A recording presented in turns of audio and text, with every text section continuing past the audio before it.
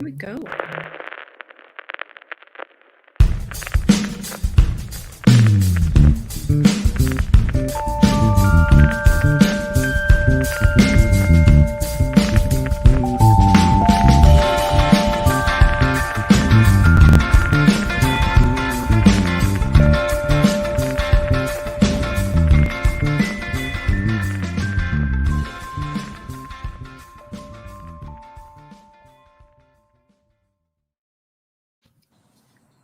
What's up, all you scruffy-looking nerf herders out there? I knew I was going to mess it up as soon as I did it.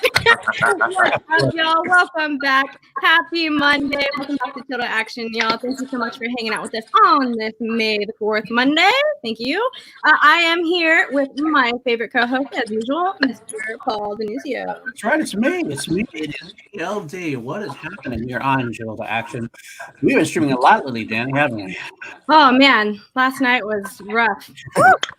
But you know me, it's your girl D here with the one, the only, the hurricane, Mr. Jader Paramo. What's up, Jader? How's it going, guys? Excited to be here. Very excited to be here. I made it. You made it. Chill to action. Chill to action. Super excited, man. Yes. Oh, man. So, you know what we always start with? Let's get into it right away. Well, we kind of know a little bit of the story. So instead of saying how you got into Schmodown, because we all kind of witnessed how you got into Schmodown, why don't you hear how you actually started like getting into the fandom and then into your journey into the Schmodown? Oh man, we got to take you way back. Way back. Yes, exactly. A long time ago in the galaxy. Yeah. Far away. All right. So basically, it was funny enough that we're doing this on May the 4th because I have I've been a movie fan for a very, very, very long time, and since I can remember. And a buddy of mine, he would always come over and, we get a couple drinks or whatever. And he's like an undercover nerd. He won't really show it because he's kind of like a jock, big guy, lives in the gym, the whole nine. But he was very, very hyped we were both very hyped for The Force Awakens, right? So I was telling him, I'm like, man, I've been going on YouTube and trying to see like all these like, conspiracy videos and, like all this stuff. And he goes, man, I actually found like the perfect YouTube channel for you that you'd absolutely love. He's like, it's Sports Center for movie news. And it was Collider Movie Talk. Nice. So he was like, man, these guys are, counting down for Star Wars and, this and that. So I'm like, what is that? And he showed me this episode. I can't really remember what it is, but Christian, Mark, the late, great John Schnepp were on the show and John Campia. And I was immediately sucked in to this world. And then I started following them and I started going back and watching episodes and episodes and episodes. Then the countdown to Star Wars, they were obviously one of the first to see it. So they put a non-spoiler review, ended up watching the show. And then Christian kept hinting at this big thing that he was bringing to Collider, which was something called the Schmodown. And I was like, what? And then he was like, movie trivia. And that's the one thing in any trivia that I felt like I was, decent at. And I love anything movies. So when the first episode aired, it was the Dan Murrow, John Campia, because I didn't know about Schmodown until it hit Collider. So it was season 3. And that was the debut match. It was John Campia versus Dan Murrow. And instantly hooked. I got so hooked that I ended up going back and watching previous episodes. When they had the Schmoes No Show, which was segments. It started off as a segment, which is crazy. Out on the couch. I know how big it became. And I feel like I kind of like grew with what it's grown as a fan, I did fall off of it for a little bit because I was going through a separation that I was with somebody for 6 years. I have kids, so it was dealing with the whole, that era and work and the whole nine. And it just, I just put a pause on anything that had to do with YouTube and movies. I even stopped going to the theater for a little bit. Ooh. And right before they started announcing, so I had no idea what, because when it first started, it was just the movie trivia part. And it was a smack talk before the matches, but they weren't really a lot of characters. Right. So I got news that it was coming to Florida. It was coming to Orlando, which is 4 hours from where I live. And a buddy of mine, which is my co-host on the on my show, on my podcast, he's the one that hit me up, and he was like, "Hey, we got this really this opportunity. They're coming, dude." And I'm like, "Man, I haven't seen it in forever, but I would love to see a show live." And he goes, "Do your homework, because he's like, it's changed a little since you last left it." I didn't know, Andrew Ghai. I didn't know Bateman. I didn't know Smets. Like it was crazy to me. And then, but I didn't understand the whole character thing. It wasn't until John Roca, until the Outlaw. I feel like he was one of the first characters, Yeah. But it was one of those. Like I didn't know what it had become, to be completely honest with you. So I didn't get the whole Ghai and the team action character. I really didn't understand at first, and I'm like, what the hell is this crap? And who are these douchebags? I know that's blasphemous. I'm on Chill to Action right now. No, it's all said with love. Like it really is. Our douchebags, okay? They were doing, of course. No, they were doing their job. With love. But once I understood where it was going, I'm like, this is so genius, and I love this even more, because I remember there was times where I would skip through the intros. And I would just give me the trivia, and that was it for me. I can't do that no more. I literally sit and watch, and I love what this has become. So if it wasn't for my buddy Javi telling me to jump on this network, and then the buddy of mine to telling me like, hey, dude, we got to go to Orlando. We got to see this, but do your homework beforehand, because you're going to be completely lost, Right. Probably none of this would have been here. I wouldn't be here. That's crazy. So they are like your fairy godmother and your Gus basically, because I like to look at you coming into the Schmodown as the perfect Cinderella story for the Schmodown. Just a fan of the leagues. All of a sudden, now we got Willy Wonka Harloff coming up over here. All fans can compete now. Not all, but you know what I mean. We all remember Florida. And then you get the chance to go up there. You compete. You crush it. I personally didn't get a chance to see it, but I heard a lot about it. Crushed it. How did it go? We should get into that. Like, how did that go? Like, when you found out you got to compete, I mean, were you prepared? Did you really think you were going to go up there? Were you ready for it? So this is the story of how it went down. It's funny because my buddy Gil just came up on the screen. He went. I drove up with him, actually. He just put, the one that just put the Ben and Bateman that everybody felt the same way. There you go. So he's obviously a big Schmodown fan. We all write for this a website called Cine Sports Talk, where we talk sports and movies. We're a part of the movie department, and he's one of the content creators on that, and one of the reviewers. Okay. He called me up and he goes, hey, I heard you're going up to Orlando. Is there anywhere I can hit you right? I'm like, yeah, man, absolutely.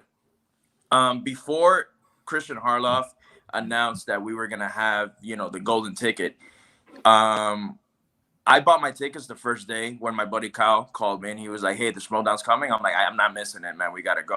So I got my tickets. I called my girlfriend up and I was like, hey, I want to go to this thing. I'm like, it's probably the nerdiest thing I'm ever gonna ask you to do. And I'm like, but I'm a huge nerd, and I don't ask for much. I'm like, if you don't want to come, it's fine. Just like, I'm letting you know that I'm gonna go with a couple of my friends. And she's like, what is it? I'm like, it's movie trivia. She goes, oh, you've been talking about that show for years. And I'm like, oh no, absolutely. So she's like, I gotta go. She's like, I don't care. So she's like, I'm done. She goes, I am gonna go. And I was like, all right, cool. So then we buy our tickets the first day. Some time passed. I think it wasn't announced until like a month after, where he's like, we're going to do something special for the Orlando show. Right. I tell her about it. And then I'm like, man, that's pretty cool that they're letting a fan compete. And then she goes, you're going to get it. And I was like, no. I'm like, come on, there's a lot of people. And then she goes, no, you've been talking about this show for a long time. I even downloaded the app when it came out, and I would play the app on the iPhone. Yeah, no, it was awesome. It was fun. No, it's great. It's great. And it's crazy, not to get off topic, but it's crazy how if you start the app, like you have your Rachel Cushings, your Stacey Howards, and your Mike Kalinowski right in the bottom. Right. They're like the first people to beat, and they end up, after that season, they become one of the, it's crazy. Right. Yeah. So I open the app sometimes, and get a little practice rounds in, and I see them, and I'm like, this is insane to me that they're so low. Anywho, so we fast forward in time. The day comes, we're driving up. And she just has this confidence in me that I am gonna get this ticket. We have a bunch of friends, and then I told her, I'm like, look, I'm like, there's so many people. I personally didn't buy the VIP and the meet and greets and all that, and I thought I didn't know how fair this was gonna be. Like, I'm like, oh, probably the people that spend money maybe get, the ticket on the side or something. Like, I really didn't think it was gonna be as fair, because I bought a very regular general admission ticket. I wanted to get there early to see if I saw, and because I go to a lot of concerts. I'm a big concert fan, and I've known that if you show up to concerts early or stay really late, you eventually will meet the band. Right. So my logic was, let me show up a little earlier to see if I see a Mark Ellis or a Christian Harloff or a John Roca walking around, the strip mall where it was at. Right. So I show up. When I show up, there is a huge line, super huge line. And I point at her and I go to her, there goes my chance. Look how many people are in front of us. And then she's like, you're so negative. You're such a pessimist. I can't stand that about you. And so we get there. They start letting in the VIP meet and greets. My buddy Gil was one of them. He ended up going early. And, obviously, we're fans. So losing his shit that, he met Christian Harloff. He's like, dude, I just met Baby Carrots. This is awesome. So we're there, and we're, as they're letting people in, they're letting people in. They see that my ticket isn't a meet and greet, and they're like, oh, you got to stay here. I'm like, well, can I stay here in the front so other people don't pass me, because I've been here for a while. Right. They're like, no, absolutely. Right. So there was this girl, and I wish I can remember her name, but she was the one giving out the raffle tickets, right? Was it So Meg? we're there, Meg and Sanborn? Oh, Meg. Blonde Meg? no, it wasn't Meg. It wasn't Meg. Okay. No, I think she was a local, if I'm not mistaken. Okay. She was a local, and she was a Schmodown fan, and I don't know if she reached out or whatever, but they let her give the raffle tickets. But it definitely wasn't Meg. So anywho, we're standing there, and we're shooting the shit with the people there. I can talk to a wall. I can talk for days. You don't stop me. With this show can go on. I told you I did a podcast for 4 hours. Anyway. So we're there, and we're kicking it back, and there's people that were working there, like, we don't understand what is this, and I'm like, well, it's a movie trade, and I started explaining them to what it is. I'm like, I'm really hyped about it, and today a fan gets to compete, and that's really awesome, and they get to go to LA. I'm like, it's the craziest thing ever. And then once they're like, all right, so general admission can come in, she starts giving me the ticket, but we're already really friends, and talking and all that stuff. And she gives me the ticket, and then I go to her, is this the winning ticket? And she's like, absolutely. And then my girlfriend comes behind her, grabs the ticket, and then she goes, I think this is the winning ticket. And then she's like, one of them two, but I got you guys. And we're like, awesome. So we sit down, we're there. I'm hyped. My buddy Gil had already gotten a seat, so we were pretty close. And I remember that, the Janice comes out and he does the introduction to everything. And then Mark Ellis comes out, he does his bit for a little bit. And they start off with the fan event, which I didn't know where it was going to fall. So I'm there, cool, calm, and collected, obviously. Obviously, I wanted to win, but I didn't want to set myself up for disappointment, obviously. Imagine wanting something so bad and, just falling short. Absolutely. So I'm sitting there, and they call out the raffle ticket, and my first digit was completely off. Now, when that happens, my girlfriend says, man, I was off by 2 digits. And I'm like, oh, man, you were close. And I'm like, but again, there was 500 tickets. That's 500 different raffles. Right.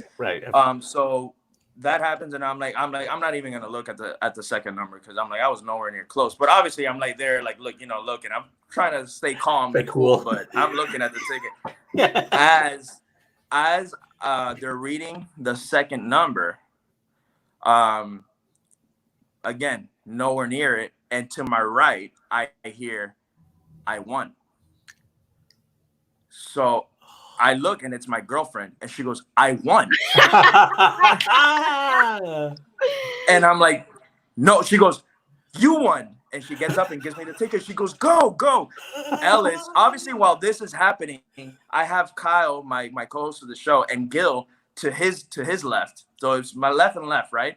And we're all amongst each other. And then I feel somebody in the back go, dude, go. They're about to call another number because nobody claimed it. Right. And then I get up quickly and I'm like, and then everybody obviously starts cheering. I'm like this, shaking. And in disbelief, to be completely honest with you. So I'm walking up. Ellis is telling me to come up. I see BC because he's, the bodyguard. So he's telling me to come up. And I didn't hear anything, to be honest with you. It went completely silent. It went silent. And I was like, I can't believe this. Now, I'm not much of a religious person, to be completely honest with you, but I was brought up Catholic, right?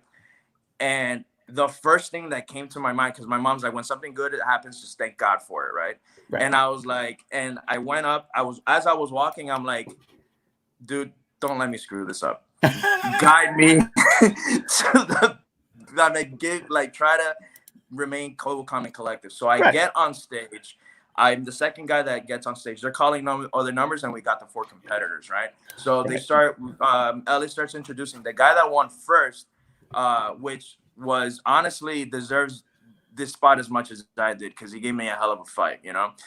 His name I think it's Chris Jaeger. I'm not completely sure. I can guarantee you that his last name is Jaeger.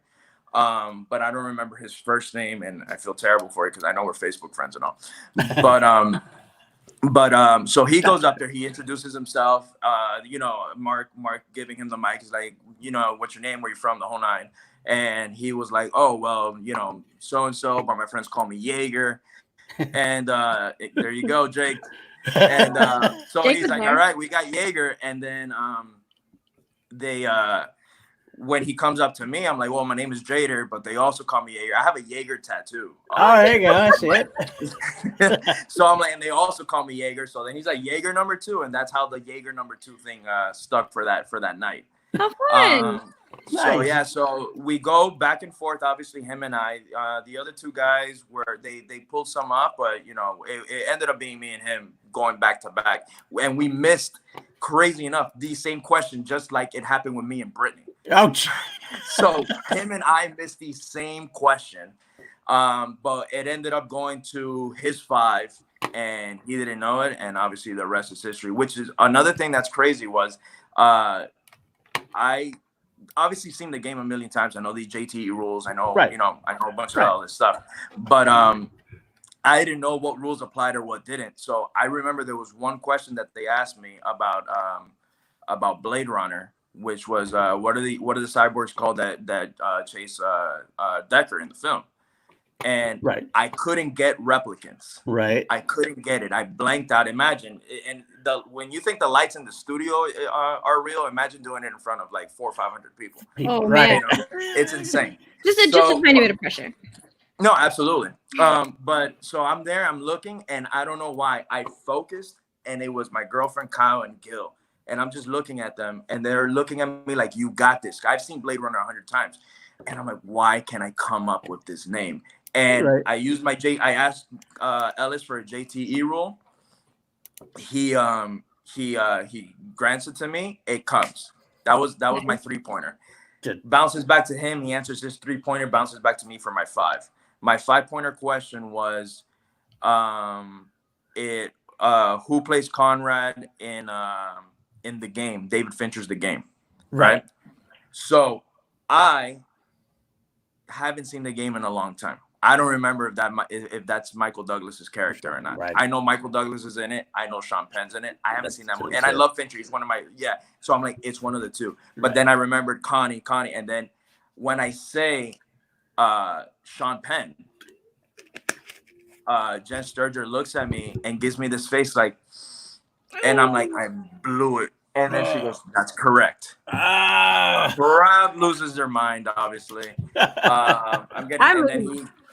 Then it goes to his 5-pointer. His 5-pointer was who directed Julia and Julia, You Got Mail, and I don't think they said Sleepless in Seattle, but they said another film. But I know You Got Mail and Julia were definitely in the question, and he had no idea, and he it's crazy because when it went down to the 5-pointer, he's there, and then he looks at me, and I'm like, oh, we're going to sudden death. I'm like, this is happening. And he looks at me and he goes, enjoy your time in LA, my friend.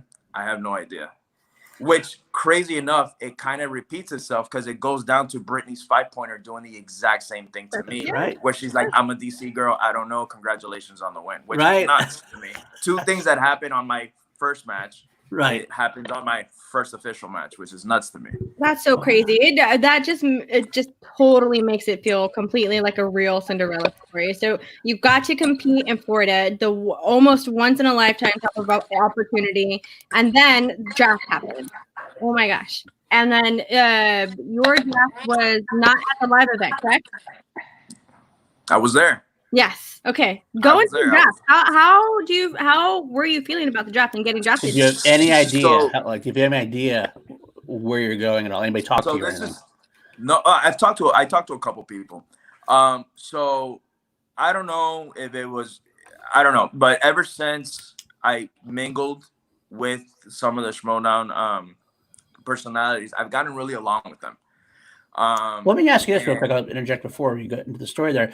Is the draft the first time you got to mingle with anybody? Really? Besides, I mean, you had Orlando. Obviously, you mingled a little bit after that. Man, but Orlando, I'm one of those guys, to be honest with you, where I'll let you be. You know, right. It must be exhausting for these guys, to be completely honest with you. I didn't know how they interacted with fans. It was the first time I met them. Right. But, you know, like I said, I go to a lot of concerts and all that. So I can only imagine after putting up a show, being there from the morning, because, you know, the show might start at 1, but these guys are there at 8, 9 a.m. getting ready, you know. So I can only imagine how exhausted they must be, and then have a crowd of people come over. So I was one that I was shying away from everybody, to be completely honest with you. I didn't want to talk to anybody. Roca actually mentioned it in backstage when they had me on, because I was shy to talk to him. I wanted to let them be, you know, as much as I wanted to tell him, dude, I'm a huge fan. Right. You know, like, I can't believe that I'm here standing right next to you.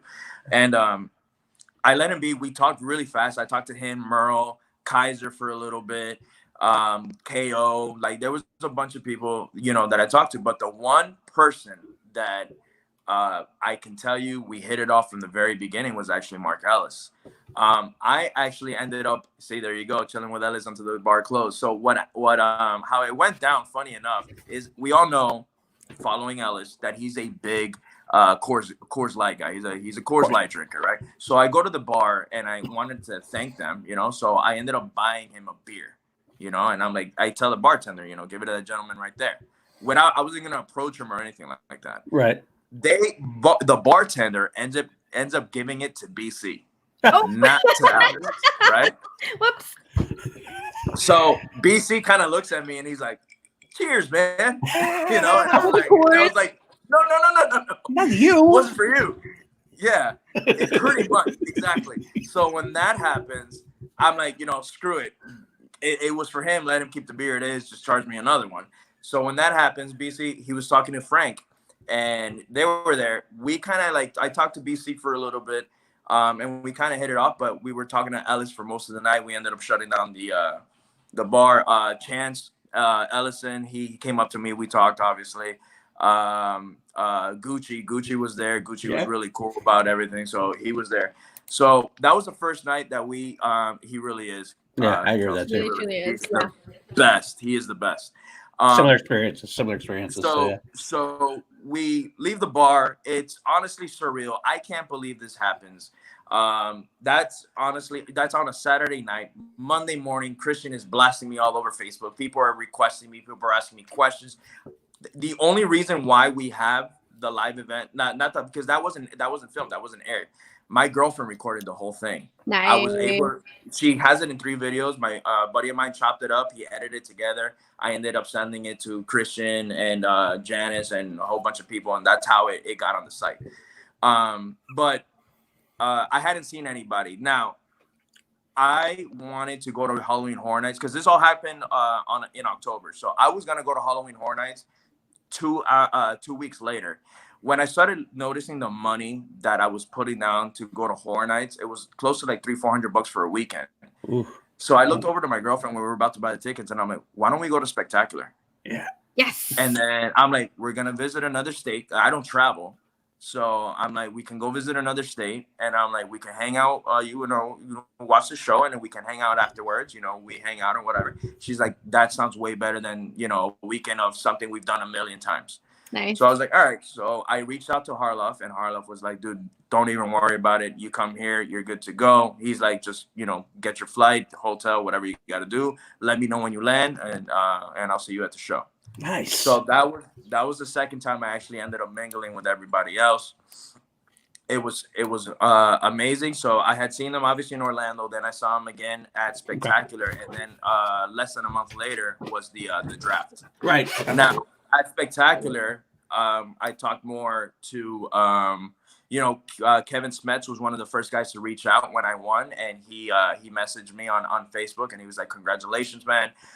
He even wrote to Kaiser on the comment because I was wearing a Metallica shirt. And he wrote to Kaiser, future dungeon member ? And exactly. So I was honestly all about the dungeon. We're laying everything exactly. So I was like, rock and roll, burgers. Like he always says, the burgers and beers and rock and roll. I'm like, I'm all about that life. So me and Kaiser were going back and forth. Talking. I was chilling with Dagnino the night before, actually, the night before the draft. I landed in LA, BC. My girlfriend couldn't come to the draft. So I went to LA by myself. Me and BC had developed a friendship over Facebook. I jumped on his podcast a couple of times. So we really hit it off. And he's like, "Are you going to the show?"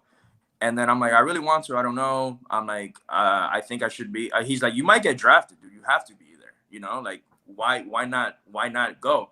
I'm like, and he told me, he goes, "You know what? Screw this. You're staying with me. We're going to have a great weekend." So the night before the draft, I ended up staying with BC's sister, with him and his sister over in LA. And the night before the draft, I ended up hanging out with Ellis, Dagnino, and BC. Nice. And it was, you can imagine how it went down, but it was a lot of fun. I love these stories. These are great, man. Yeah, no, they've been fantastic. Like I said, it's been insane, and I can't stress. And one of the things that I did talk to Ellis that night is I love how the fandom is with the Schmodown, and not only that, the love that the personalities have. I've never seen not one Schmodown personality, get annoyed, turn back. If the guys gonna, if they have you there talking for 2 hours, they will be there for 2 hours going back and forth with you. And I just love that, because I can imagine again how exhausting it must be, but they give it 110% until they get into their Uber car and get home. And it's insane to me how amazing this community is, especially you guys yesterday, what you did with for Craig and all that. I love that, and my condolences to the Barbarian. Of course. He's another one that I've developed a great friendship with, which we'll get into that soon, because I have a great story with him about my first official match when we get in there.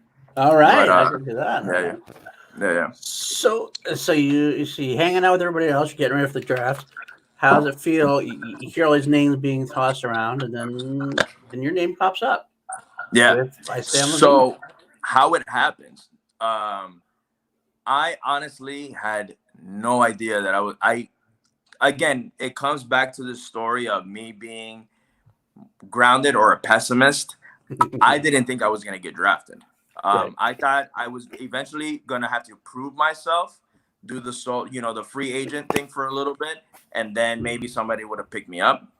I didn't think I was going to get drafted. This was a couple weeks back, but then there was word. Kaiser was like, "I'm interested." Dagnino was like, "Hey, man, if you don't get picked up, I got you." It was a couple people going back and forth. So I'm like, man, this is awesome. Like, Dungeon and Finstock and Change. This is amazing. Right. So I felt that I was hearing my girlfriend over and over again telling me, "Don't be such a pessimist. Things, are looking up." So while I was in the draft, and this was exactly why I am the way that I am, I hear all these people getting called out, and I'm like, dude, I don't think they're going to pick me, because I was sitting next to Janine, and she went on like the third round, I think, or second or third round, if I'm not mistaken. And I'm like, that's crazy, because she's going on there. There's only 3 more. There's a lot more known players than the guy that no one knows. A lot of people didn't see my match. And then Silvestrini was sitting next to me as well, next to Janine, and it took her a while to get picked up as well. And I'm like, I'm like, this is nuts. I'm not gonna get picked. So I'm like, this is exactly why. So I felt myself antsy during the draft, and I'm like, this is exactly why I should have stayed level-headed. Now I kind of feel disappointed that I didn't get picked. And there comes Sam Levine, last pick of the draft, last pick of the, not the draft, but the live draft. Right. And I've never said a word to this man. Well, I'm lying to you. Funny enough, when they announced that in Spectacular, when they announced he announced the usual suspect, you know how they were, every manager was announcing the faction. When that happens, Sam, I missed the announcement because I went downstairs to grab a beer. I'm coming upstairs. When I'm coming upstairs, he's coming downstairs, and my girlfriend had texted me. She's like, Sam Levine, because she knows I'm a huge fan of Sam Levine. She says, Sam Levine just is going to be a manager. And I'm like, I called it. I knew that was going to be the secret manager that no one knew. I'm like, I knew it was going to be him. So as I'm coming upstairs, he's walking downstairs, and we kind of like see eye to eye, kind of like a head nod. And I'm like, you're going to do big things next year. He's like, yeah, we are. We're going to do great. He had no idea who I was, which is crazy. And he doesn't know this story, by the way. I've never told him this. And then I'm like, you're going to do great things next year. He's like, we definitely are. Usual suspects. Went downstairs. He was like in a hurry. And he calls me. I'm shocked because, again, I've never met him. I've never sat down. I've never talked to him or anything like that. The one interaction we had was that Spectacular, and he probably doesn't even remember. So when he calls me, I freeze. I know the camera couldn't get me on time because I'm like that, and everyone around me was like clapping. I had the Finstock Exchange all in front of me, and they all turn around. They're like, "Congrats, man!" And I was like, "What the hell?" And then I see Harloff telling me to get up and come. Right. And that was the end of the show. I went up to Sam. I thanked him. He's like, no, you're welcome. He's like, we're gonna do big things. And I was like, yeah, no, it's fine. You said this already. I know. You already told me. Yeah, pretty much. And that was it. It was surreal. And again, it was just another night that was amazing. That's another night for the books. It was so great hanging with everybody that night. But I got picked. I love this story so much. Like this makes my heart feel so warm. Like as a Schmodown fan, like to see you come up as another fan, get these opportunities and do the work that you've done to be in there and get drafted into one of the top tier teams, or just teams inside of the Schmodown. It's amazing. Yeah. You've done so well. So this is so pumped for you, my dude. Yay! Thank you. It's awesome. It's quite the journey, and I think that's the Cinderella story title. Honestly, just everything about it. You want to call it the Willy Wonka giveaway, the Cinderella story. It fits, and everything that has happened so far is just so like fitting. It feels great. It does sound like your girl is definitely a keeper. She sounds like I don't know if you noticed. I mention her every time because I can't thank her enough. Yeah. I thanked her at the end of the episode because if it wasn't for her, like I believe, look at my faction mate right there, Janine. Love you. Janine. She's been a MVP behind the scenes. That girl had kept me on my toes before my match, man. She is the best. But yeah, no, my girlfriend, to be completely, I tell her I believe in everything in the right place, right time. I even feel like if I would have gotten to, remember I need to get there early. If I would have gotten there 15 minutes late, that ticket would have gone to somebody else, and I would have missed my shot for 10, 15 minutes, what have you. Right. So I feel like everything, I'm a very strong believer in destiny and right place, right time. And I always told, one thing I did tell her is, I don't know how, but I'm going to be in that show one day. But once it was brought up, like, hey, maybe you can be, I was like, no way. But I always did tell her, I'm going to be in that show. Honey, you're going to make me cry. She even told me that she saw that I was so passionate about the show that she was going to reach out, try to get an email to Harloff to see, hey, is there any way that you'll let a fan in? Because we didn't know. Honestly, I didn't know that, Spence came from a fan league or, Parker Chance, Oyama. I didn't know that was a thing, to be completely honest with you. Because when I first heard, I heard this was the first time they ever done anything like this, which what they meant was obviously give the ticket without going through that trial. Right. Right.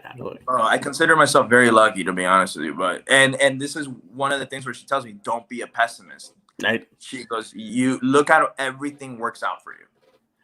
That's and it does. awesome. That is Yeah. awesome. Yeah. All right, so you get you get drafted, and then the season starts. Like, so does your faction like all start talking to you at once? So you start talking to one at a time? Is like Yeah, man. Zoom videos, trial.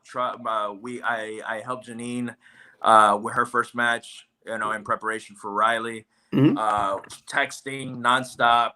What are your weaknesses? What aren't your weaknesses? What do you think you need help on? There are Excel pages of stuff. It's insane. I feel like a lot of people give a lot of smack to Sam Levine for not being there. We have to understand that a lot of the matches were imagine today was on Patreon was a Stacy the Stacy and Zipper match, which if you guys haven't seen, for me, the day that I was out, it's fantastic. It's my favorite match of the year so far. Wow. It's I've heard nothing but good things about it. Paul and I both have not seen and it. I was there, so and I saw it again today because I was just so hyped for it. And I don't even feel that watching it's nothing compared to seeing it how it was live, because everybody lost their minds in that match. It's so good.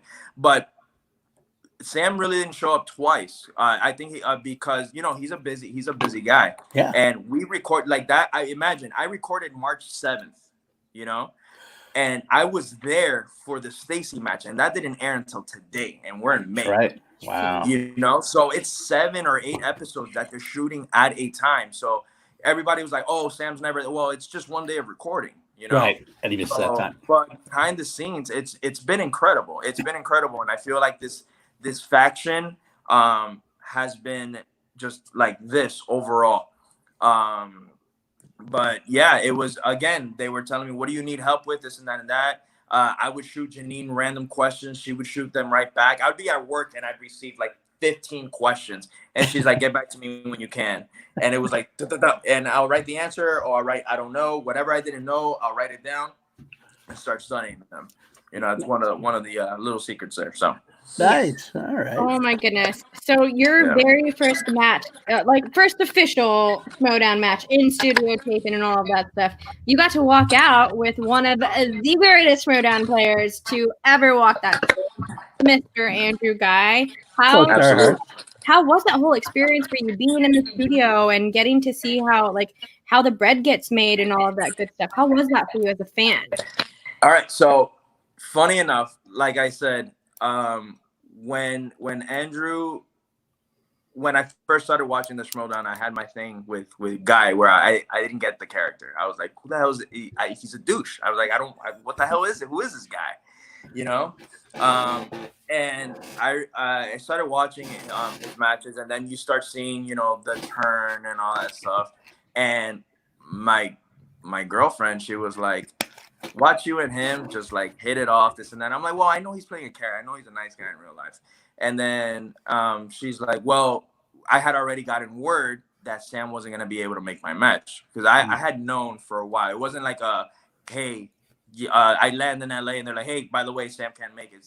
He had given me word that he wasn't going to be able because of the day that they had scheduled me. One thing is that you never know when you're going to have a match, to be completely honest with you. Right. Because some people can make it someday, some people can't. So they try to schedule whoever they can, because again, we didn't know schedule wise, you don't know who what's going to happen, to be completely honest with you. So when he's like, unfortunately that day, he goes, I'm booked for an event, so I can't make it. And then they're like, and then Janine had reached out and she's like, hey, we're going to be, I'm gonna walk you out. I'm gonna be your manager that day. And I'm like, all right, sounds good. This was like a week prior to me landing, and then 2 days before my event. So we recorded on a Saturday. On that Thursday, Ghai reaches out to me through Twitter, and it's funny because he did it in the best Ghai way ever, where he wrote, I have a thing where if I haven't met you, I won't follow you. Right. It's just a thing. I'll meet you first, and then unless you're a celebrity that I know I'm never gonna meet. But I had not met Ghai. He wasn't as spectacular. Any of the events, he wasn't at Orlando. And at the draft, he was sitting complete opposite from where I was. And as soon as the draft happened, he like left right away. So I couldn't even meet him then. So in the Ghai way, he tweeted, he's like, what do I got to do to get a follow at infamous J13? Fact you made this and that and that. He's like, I guess I'm not cool enough or whatever. And I love that. I thought it was so awesome because I didn't know how we were gonna interact or anything like that, you know. And even he sometimes, and I know again he always says it joking, but I watch the action guys, and then when they were talking draft, he goes, "Don't talk to me, rookie," and this and that and that. I was like, "Oh shit," you know, like, so I'm like, "All right, man, I'll stay away," you know. I'll earn it. I get it. So he reached out via Twitter and he messaged me. And he was like, "Hey, dude, I'm gonna walk out with you that day. Can't wait to meet you. Is there anything you need from me?" At that point, I honestly didn't even want to study no more because I was, your nerves kick in. You're like, dude, right. I'm 48 hours. I'm 48 hours away from my first official match that the world is gonna see. So the last week, I pretty much didn't study at all. I didn't see a single movie. I was just like, what I have is what I have, and hopefully, it gives me the W. So he shows up to set that day, and his match was live. It was his live match the day of my recording. Right. And so I saw him walk in, and I didn't even want to say hi because I knew he had the match. I was like, I'll talk to him afterwards. I don't even want to say anything to him because I obviously wanted us to get that W. Match happens, and then right after that, he came up to me. He's like, "Hey, man, how you doing?" And he goes, "Let's get this." And he's like, "We're gonna, this is what's gonna happen." And as you saw, he took that lead. I was just following his lead at that point. But I can't say enough of how amazing he has been. Even after the match, he told me, "Soak it in." The hypeness, because he's like, "Are you nervous?" And I'm like, "Absolutely, I am super nervous." And he goes, "Why?" He goes, "You deserve to be here." He goes, "These people don't know who the hell you are." He's working me up. And he goes, "As far as I know, you're 1-0 right now." He goes, "You won in Orlando." And then he's like, "Today you're gonna show them why you're here." And he's just working me up. I'm like, yeah, like total frat boy football. Honestly, I cannot. It's like if he was, NBA championship or Super Bowl pep talk right before the big show, and he's like, "We're gonna get this win." And I had told you guys that I had a story about the Barbarian. Right before that, Guy had to shoot his scenes with Dagnino. Right. And Barbarian came up to me. Craig came up to me, and he was like, "Hey, man, nice to meet you. I'm Craig." I'm like, "Oh, dude, I know who you are. I saw you." And then he's like, "How you feeling?" And he's like, "I can only imagine how nervous." And I'm like, "I am a little nervous." And then he's like, "Well," he goes, "Can I offer you?" And he pulls out a bottle of whiskey out of his bag. And then he's like, this helped me out, man. And then he poured me a cup. And it was awesome, to be honest with you. He's the one that kind of caught me. I drank one. He goes, "Don't get too wasted, man." I'm like, no. So he poured me one, and then he poured me another, and I felt way better. And then I walked in there, and sometimes it helps. Just get a little loose. Loosen up just a little bit. It was. And a guy actually helped me. He told me it helps him a lot. So I was like, you know what? You know best, man. So let's go for it. And then obviously, he walked out with me. Janine walked out with me, and I felt I loved that I had that support. Because again, they don't know me. They only through text messages and things like that. And even Guy did not know me 48 hours before my match. And the whole faction, to be honest with you, but them especially, accepted me with open arms, and I really appreciate that. That's great, man. I absolutely love these stories. Like, I'm just so happy with everything that you're saying right now. It just puts me in such like a happy place. Like, they always say that one thing, like, don't meet your heroes and stuff like that. But anytime I hear people talk about personalities inside of the Schmodown, and anyone that has real conversations or stories about anyone, they're always great. So just knowing that you have that support and backing from your faction mates, especially some of the best people that you can have with you in that, it's so good to hear. I'm so glad that you're finding yourself and fitting well into the Schmodown crew, man. So far, so good. That actually answers to one of my questions that I had too. Is that because you have such a unique entry point into the league? Like a lot of these people who worked together for years, a lot of people they've been there for years, and here you are coming out of the fans. I was wondering if there's ever going to be any, hesitation on anybody's part. Anybody seemed like but it seems like they were just open arms, ready to go. I think that's what it is. They like I said before, their love for their fans have been incredible. So it's not like I was again in the and one of the common thing everybody thinks I came from fan leagues. I didn't. Right. I didn't at all. I honestly just bare knuckled it, and don't get me wrong, I've seen those fan leagues and they're nothing to mess with. Nope. So Absolutely not. I don't discredit them whatsoever. In fact, they have every right to be in the Schmodown as well, because it's insane how some of those questions were like. It's insane. That's all I'll say about that. But I guess it came from that, where it was like, hey, he's a fan, and again, they treat all their fans great. And it's again, I can't even think of a single time where I was like, oh, I don't like that person. Everybody has just been 100%, more, 120%, 50%, or what have you. It's just been so great.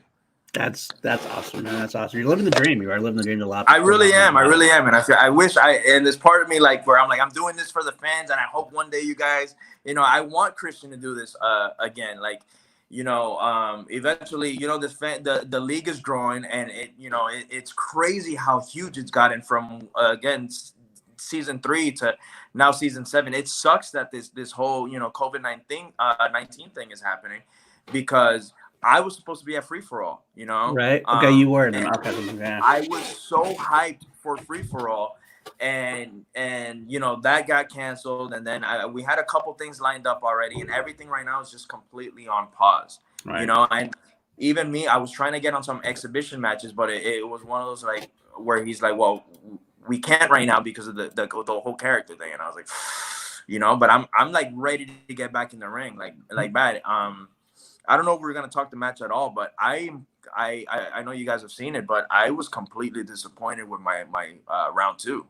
The crime movie is one. That's a strength of yours, right? I had a really rough round 2, and that wheel's the devil. I'll say it right now.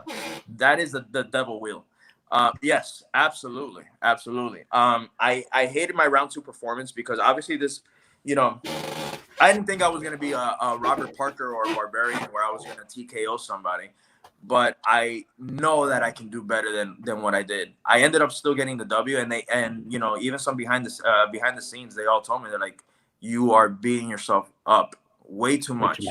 They're like, you got the win. There's some people that can't say that on their first match. That's what it comes down to. The end of the day, you're not going to. And they even told me, I can't say who told me this. They're like, you're allowed to dwell on this for 2 hours, maybe. They're like, then you move on and you focus on your next match. There you go. They're like, and you shouldn't even dwell on something that you ended up winning. But for me, I honestly thought when I stuck with crime, right? Ghai came out. There was other things that I really, absolutely. And I knew a Bronx Tale, which is what bothers me the most. So I missed 4 questions out of everything that I asked. I missed 4 questions. 2 I knew, 2 I absolutely did not know. So it wouldn't have mattered. Right. But it's one of those where the lights do get to you. The Bronx Tale question, I knew, and I don't know why I was so gun-ho on saying Chaz Parlamentari, which now I can say his freaking name. But I don't know why. And I've seen that movie hundreds of times, and I know that De Niro directed it. And I don't know why I was so just like exact same thing. I saw that match. I heard your answer, and I've watched that movie a billion times. It's one of my favorite movies. Like, I love that film. Like, there's a little line in that movie where Colosimo talks to Jane, and like he asks like what's her name is, and he's like, I thought it would be more exotic, like Danielle. And so that's why that movie has always stuck with me. So when you said Chaz Palmieri, I was like, yeah, fuck yeah. That's the right answer. That's it. Wrote and starred, did not direct. No, and it's the worst because it's funny how you said that about the name. One of my favorite scenes is the whole opening the door scene. That stuck with me. That has stuck with me since I was a kid. You know who did it? Rules. You know who did it? She did. Here's the thing though. We can't do that anymore with automatic doors. I can't reach over and unlock the door. I get it. No, but even then there's sometimes where she'll reach for it, and She did it once. She did it the first time that she did it. I kind of like looked at her and she's like, "What?" And I'm like, "Hold on, we're not leaving anywhere." And I went on YouTube and I showed her. And she goes, "Holy crap!" And I was like, "So now it's like an inside joke that we have. She'll lock the door to try to open it." That's my favorite thing. Oh, I love that. That's so good because I still do. Yeah. So when that question got asked, if you noticed, when I first come out, I'm not working the crowd, but I am happy to be there. I'm come out with my Meryl Streep shirt. I'm telling people that was classic. Hype up, give me the name. I'm joking. I even got in trouble with Brienne where Brittany Young said an answer, and I said that's what she said, but I had the right answer on the board, and Brienne's like, one of the rules is to verbalize your answer, and I'm like, damn. I'm like, stop being, get your head in the game the right way. So if you see me in round one, I am hyper. I beat myself up because I knew the Red Queen question, and I don't know why I thought Anne Hathaway. I knew Helena Bonham Carter. I loved earlier Tim Burton, but you always, like context clues. Tim Burton, Helena, it's or Johnny Depp or Danny Elfman. Like those are always in that mix, and I should have, even an educated guess should have been that, and I went straight to Anne Hathaway, and I don't know why, because I thought there were going to be a little bit more obscured answers, even though I should have been like, it's round one, Right. Yeah. So when all that has happened, if you see that match over again, I am really hyped. So even when I go to the second round and I miss a Bronx Tale and I miss the second question, I get deer in headlights, like, I'm gonna blow this. And for me, so my way of thinking again is everybody else loses their first round. You live in LA. If you're cool with Christian, you'll probably get in there. I live all the way in Miami. Right. I probably won't get a call back, or meaning like, hey man, flew you out. You got your shot. Thanks for participating. That was that. So that W for me was really important. Like, even I wanted it more than Brittany, because Brittany is Brittany. She's gonna be all right. Yeah. She'll get another match. She's gonna be okay. I felt like I needed to get that W. So when I missed that second question in round two, I'm like, you're going home. And you see it in my face. And I'm like, I don't want this to end. It can't end this way. Right. And then I get hit with a Drew Goddard question, which thank God they asked that. So I knew that. And then that bottle rocket question with that I think it's a Paul Thomas Anderson, but I think it's a Wes Anderson or a PTA film. I'm not even sure. I watched when the live stream was happening, and I don't know if you guys seen matches on a live stream where everyone's answering. Everybody's like giving the answers. Everyone was silent during that question. Hey. And I'm like, I'm not the only one. Right. Everybody was like, and then people were writing, that was a tough question. Right. I was getting obviously shit for missing Robert De Niro, which is something that I've known. But overall, that question, everybody was like, holy shit, that was a hard question. And so I beat myself up. And I'm like, I need to have the best third round. And the third round is chance. It's luck. You don't know what you're gonna get. You don't know what you're gonna. At least with the wheel, you're like, all right, I have this category. Let me start racking up all the films that this person is in, or anything like that, or set category. What category could come at you, at least. Exactly. So you're looking at the wheel and you're like, all right. So, and even when you get it, you're already registering in your mind, like, this is where my brain needs to go. With round three, you have literally maybe you have 15 questions to answer the film, but you have 5 seconds to hear that question before it's asked. So 20 seconds total where your brain has to rack that up, so it's insane. Thank God I have kids, and thank God for Janine, because she has sent me as a practice question the Princess and the Frog question that was asked to me. So she sent me that question, and now the way the video is edited, no one got to see this, but when I get asked that question, Janine was backstage, but to my left, and I look at her and I kind of like point, like, thank you, thank you for this. And I ended up, that ended up happening, and then she couldn't answer her 5, but it was completely nerve-wracking. Wow. And it was one of those, like, imagine, having a bag over your head and, like, and then right when you win, it was I was able to breathe again. But I didn't want to go home. I wanted to be a part of this, and I didn't want my debut to be an L, and I didn't want to go home. I wanted to be part of this show. I want to be part of this show. So it's insane. Jader, this is the best conversation. This is so good. I love these conversations so much. Oh my gosh. I'm going to kick it over to Paul. Let me ask that. Like, so you said before, you said that the plans were kind of in place. Did you have a next match lined up already before this whole thing went down? That day I found out. Yeah. You did. Okay. You can't go into it, obviously. I can't. Just take it forward, buzzworthy shot. Another question I actually have about I'm not getting in trouble. I told you I wanted to be here for the long run. But, we've heard about people getting in trouble on other Can't blame us to ask. Yeah, no, I know, absolutely. And we don't want to be that podcast. Besides, I'll give you this much. Besides Free For All, I had 2 other things lined up. 2 other ones. Oh, that's awesome. Yeah. There was 2 other ones lined up. My dude, I'm so comfortable. It sucks that we're in this situation right now because I talk to Kaiser quite a lot, and I honestly would I honestly would jump on a flight if they told me, hey, we're good to fly, we're good to record. I'll be in LA tomorrow. I'll take my PTO from work, and I'm like, hey, I got things to do. To be completely honest with you, I would fly right now if I could. That's how awesome. Bad I want to get back in there. Well, let me ask this. Maybe this is something way you can answer. Maybe it's a similar question, but you started as singles. Did you have any thoughts, or are there any talks about you doing teams as well? No talks yet. I am more than willing to be completely honest with you. There's been no official talk. But there's that I want it. I do want to be a part of teams. I think. And even in my faction, you have your Ghai, Janine. I feel like, we could bounce off each other really well.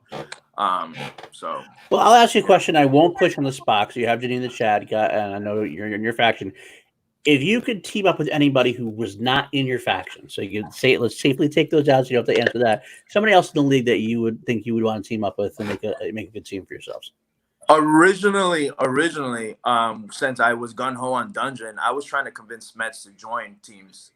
Do you feel like you personally might be stronger in an Inner Geekdom tournament over a single? Nope. Okay. Nope. Not at all. Those.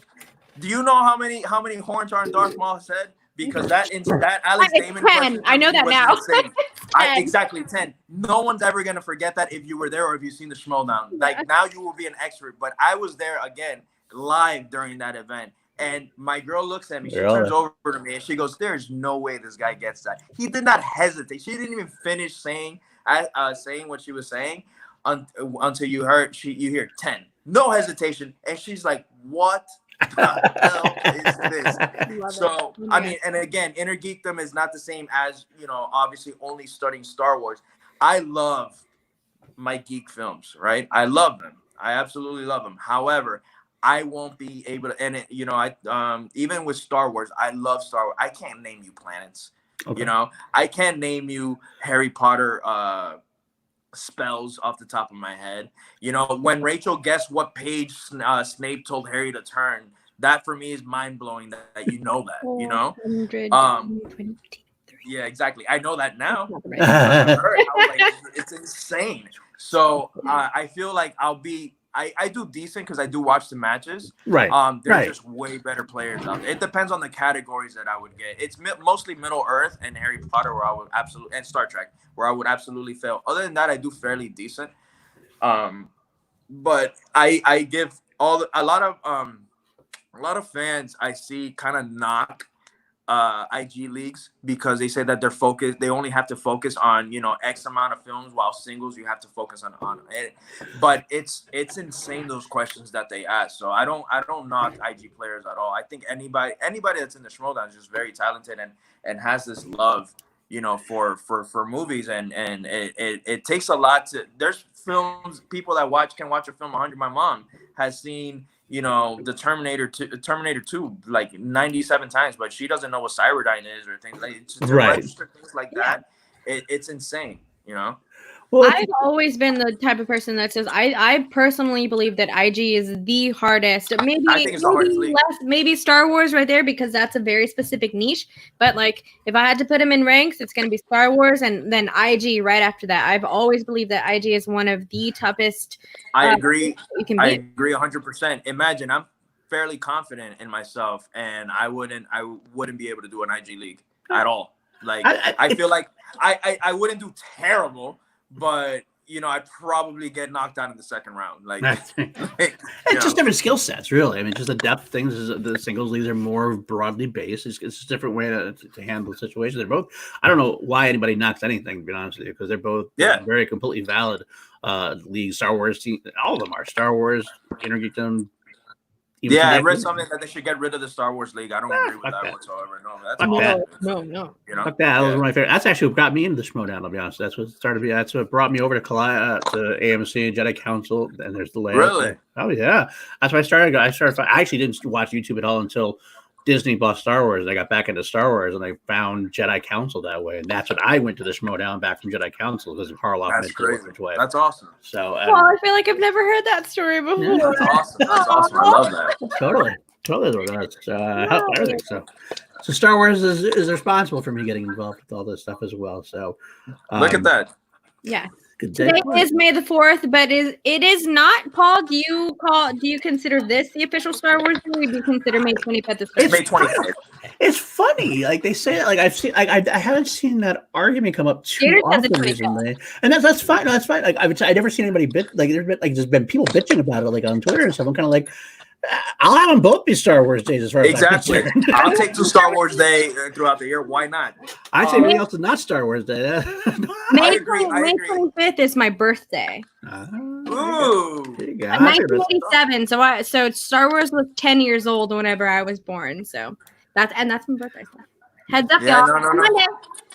Look at that. No, I honestly, it's always for me, and my family is not a big Star Wars. I feel like me and like another cousin are the only ones that really watch Star Wars. Really? And again, I don't know planets or horns or anything like that. I'm just a fan of the films, and I've watched Rebels. I haven't started the Clones, which I'm hearing it's amazing. Oh, okay. But I do like the films, but I can't compete in a Star Wars league or IG or anything like that. So I was brought onto on my own. It was the hype for Phantom Menace. That's when I started getting into Star Wars, because everybody in my school, I was in middle school, and everybody was talking about how amazing that there's gonna be a Star Wars film, and I'm like, oh, I've never seen it. A buddy of mine came with the VHS tapes, and he goes, VHS guys, and he goes, here you go, you need to see this, and I'm like, all right. So yeah, here you go. Funny enough, he doesn't give me any background. He doesn't give me any like this is 1, 2, or 3. So the first film I pop in is Return of the Jedi. Hey, exactly. Wow. But I had no idea. So I see Return of the Jedi and I'm watching it, and I'm not understanding anything that's going on. So I'm like, what the hell is this? I told myself to stop. I'm like, I'm not watching this. I'm like, this is weird. I don't understand what the hell's going on. So I stop it the next day at school. I'm like, hey man, I'm like, I saw Return of the Jedi, and I'm like, I'm not under. And he goes, well, did you see the other two? And I'm like, no, I didn't know which one was first, because they by then they already had the title A New Hope, Empire, and it wasn't Star Wars, 4, 5, or 6, or Star Wars Empire. So he's like, no. He goes, A New Hope is first, and I was like, well, you should have told me that, you dick. And then then I started watching it, and I instantly fell in love with these films. They were so great. And we're just gonna get it out the way now. Empire for me is the best one out of the original trilogy. Most people's. Yeah. I have a friend who has A New Hope tattooed like all across here because it fits like A New Hope. That's amazing. I got to interject here, though. Did you say you were in middle school when this all happened? Empire, yeah, 9901, right? Yeah. When Phantom Menace, I was in I'm so old. I'm so old. Like Paul's kids. I was out of college and I slept over in my local mall to get tickets for the Phantom Menace. Not back in the day. Jesus Christ.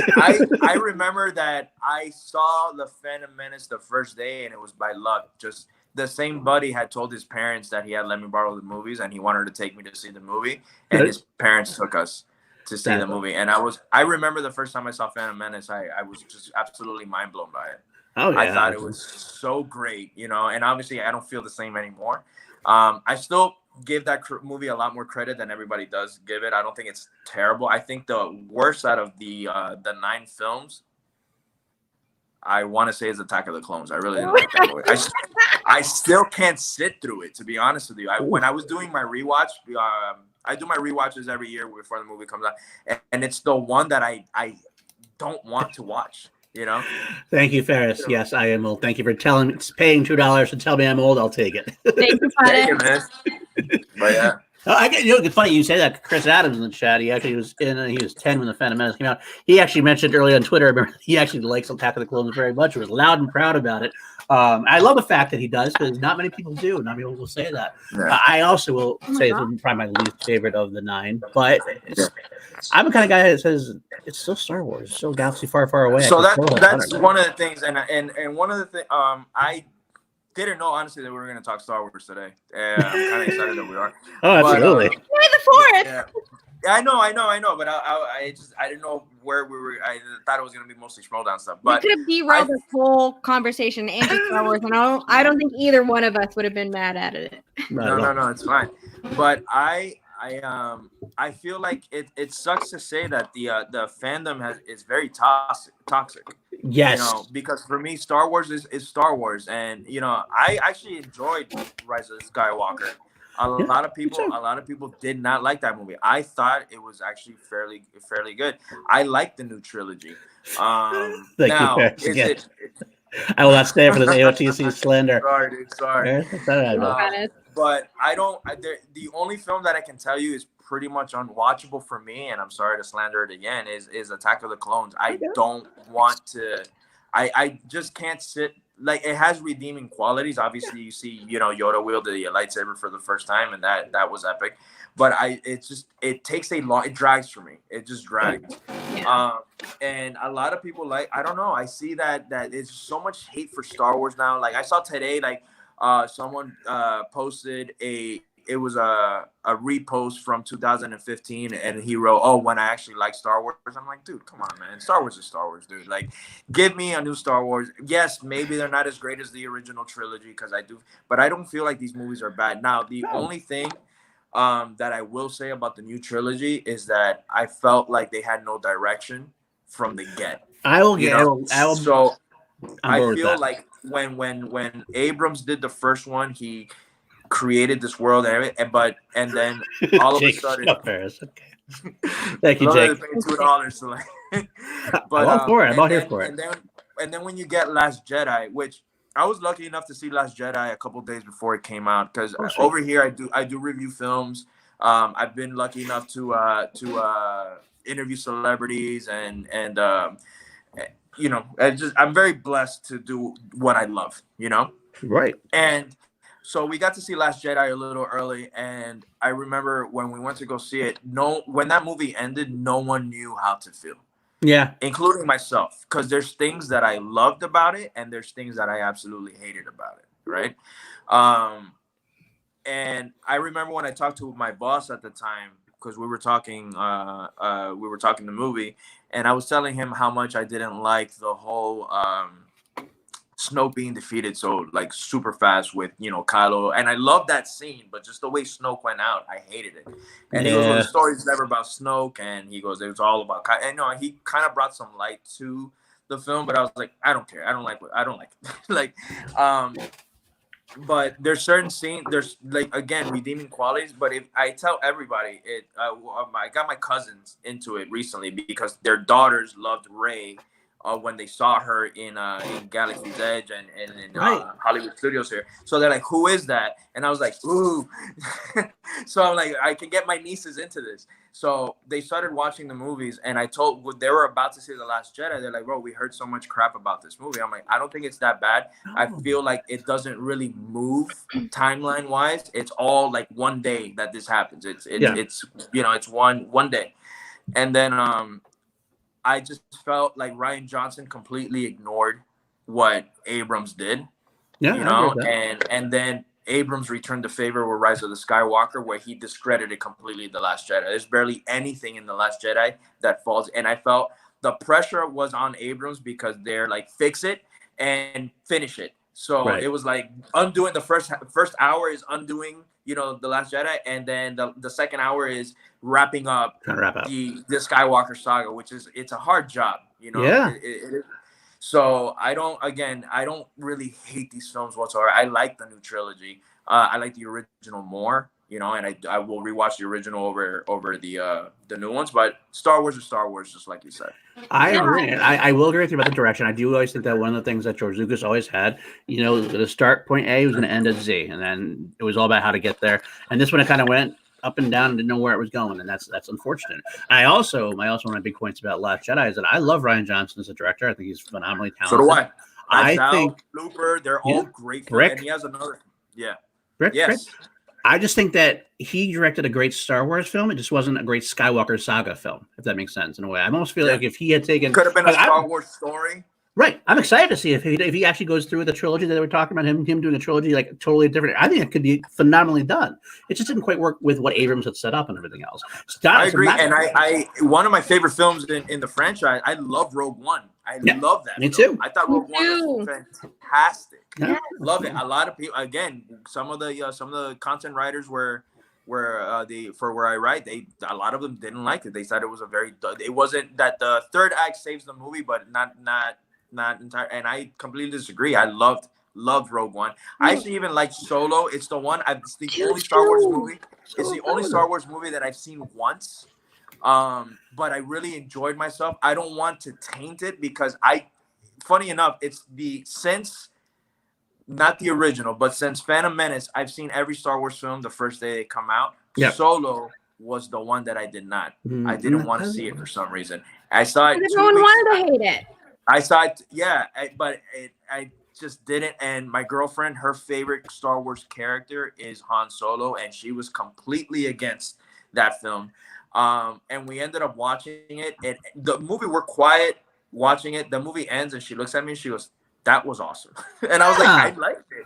And I'm like, I enjoyed myself. Really quickly, because this is something that I do feel like I have to say, because we're talking about Star Wars May the 4th, and as a female Star Wars fan, here's the deal, y'all. Like, I stayed away from acknowledging how much I enjoyed these films and how much I wanted to be a part of this fandom, because the fandom is so toxic towards female viewers, female characters, and anything female that goes on in Star Wars. No one can deny that. Like, we all know that they're like, Rose Tico has really gotten a really big shit against her. Like, Rey's gotten a lot of really good shit against her. And then even the stuff with the Rogue One, like, or so, like, there are just people who just didn't vibe with them simply because they were females. Even like Laura Dern's character and with Leia in like the last few movies and stuff like that. It's unfortunate that we lost Carrie Fisher right in the middle of it when we could have gotten way more of a Leia story from the 9th one. But like, being a female inside of the Star Wars fandom is very, very hard to deal with. I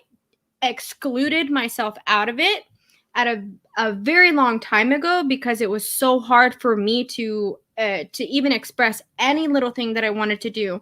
So any female fan who has stuck with this fandom and has gone through it and has taken all of the shit that they have to take through as female fans, even like Ahsoka Tano, like a character that I think most people can agree with, that is one of the most important characters inside of the whole Star Wars universe. She gets so much hate, and a lot of it is almost just because she's a female.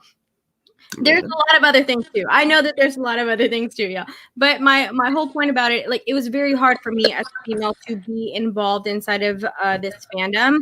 And it wasn't until very recent years to where I felt more comfortable being a part of it.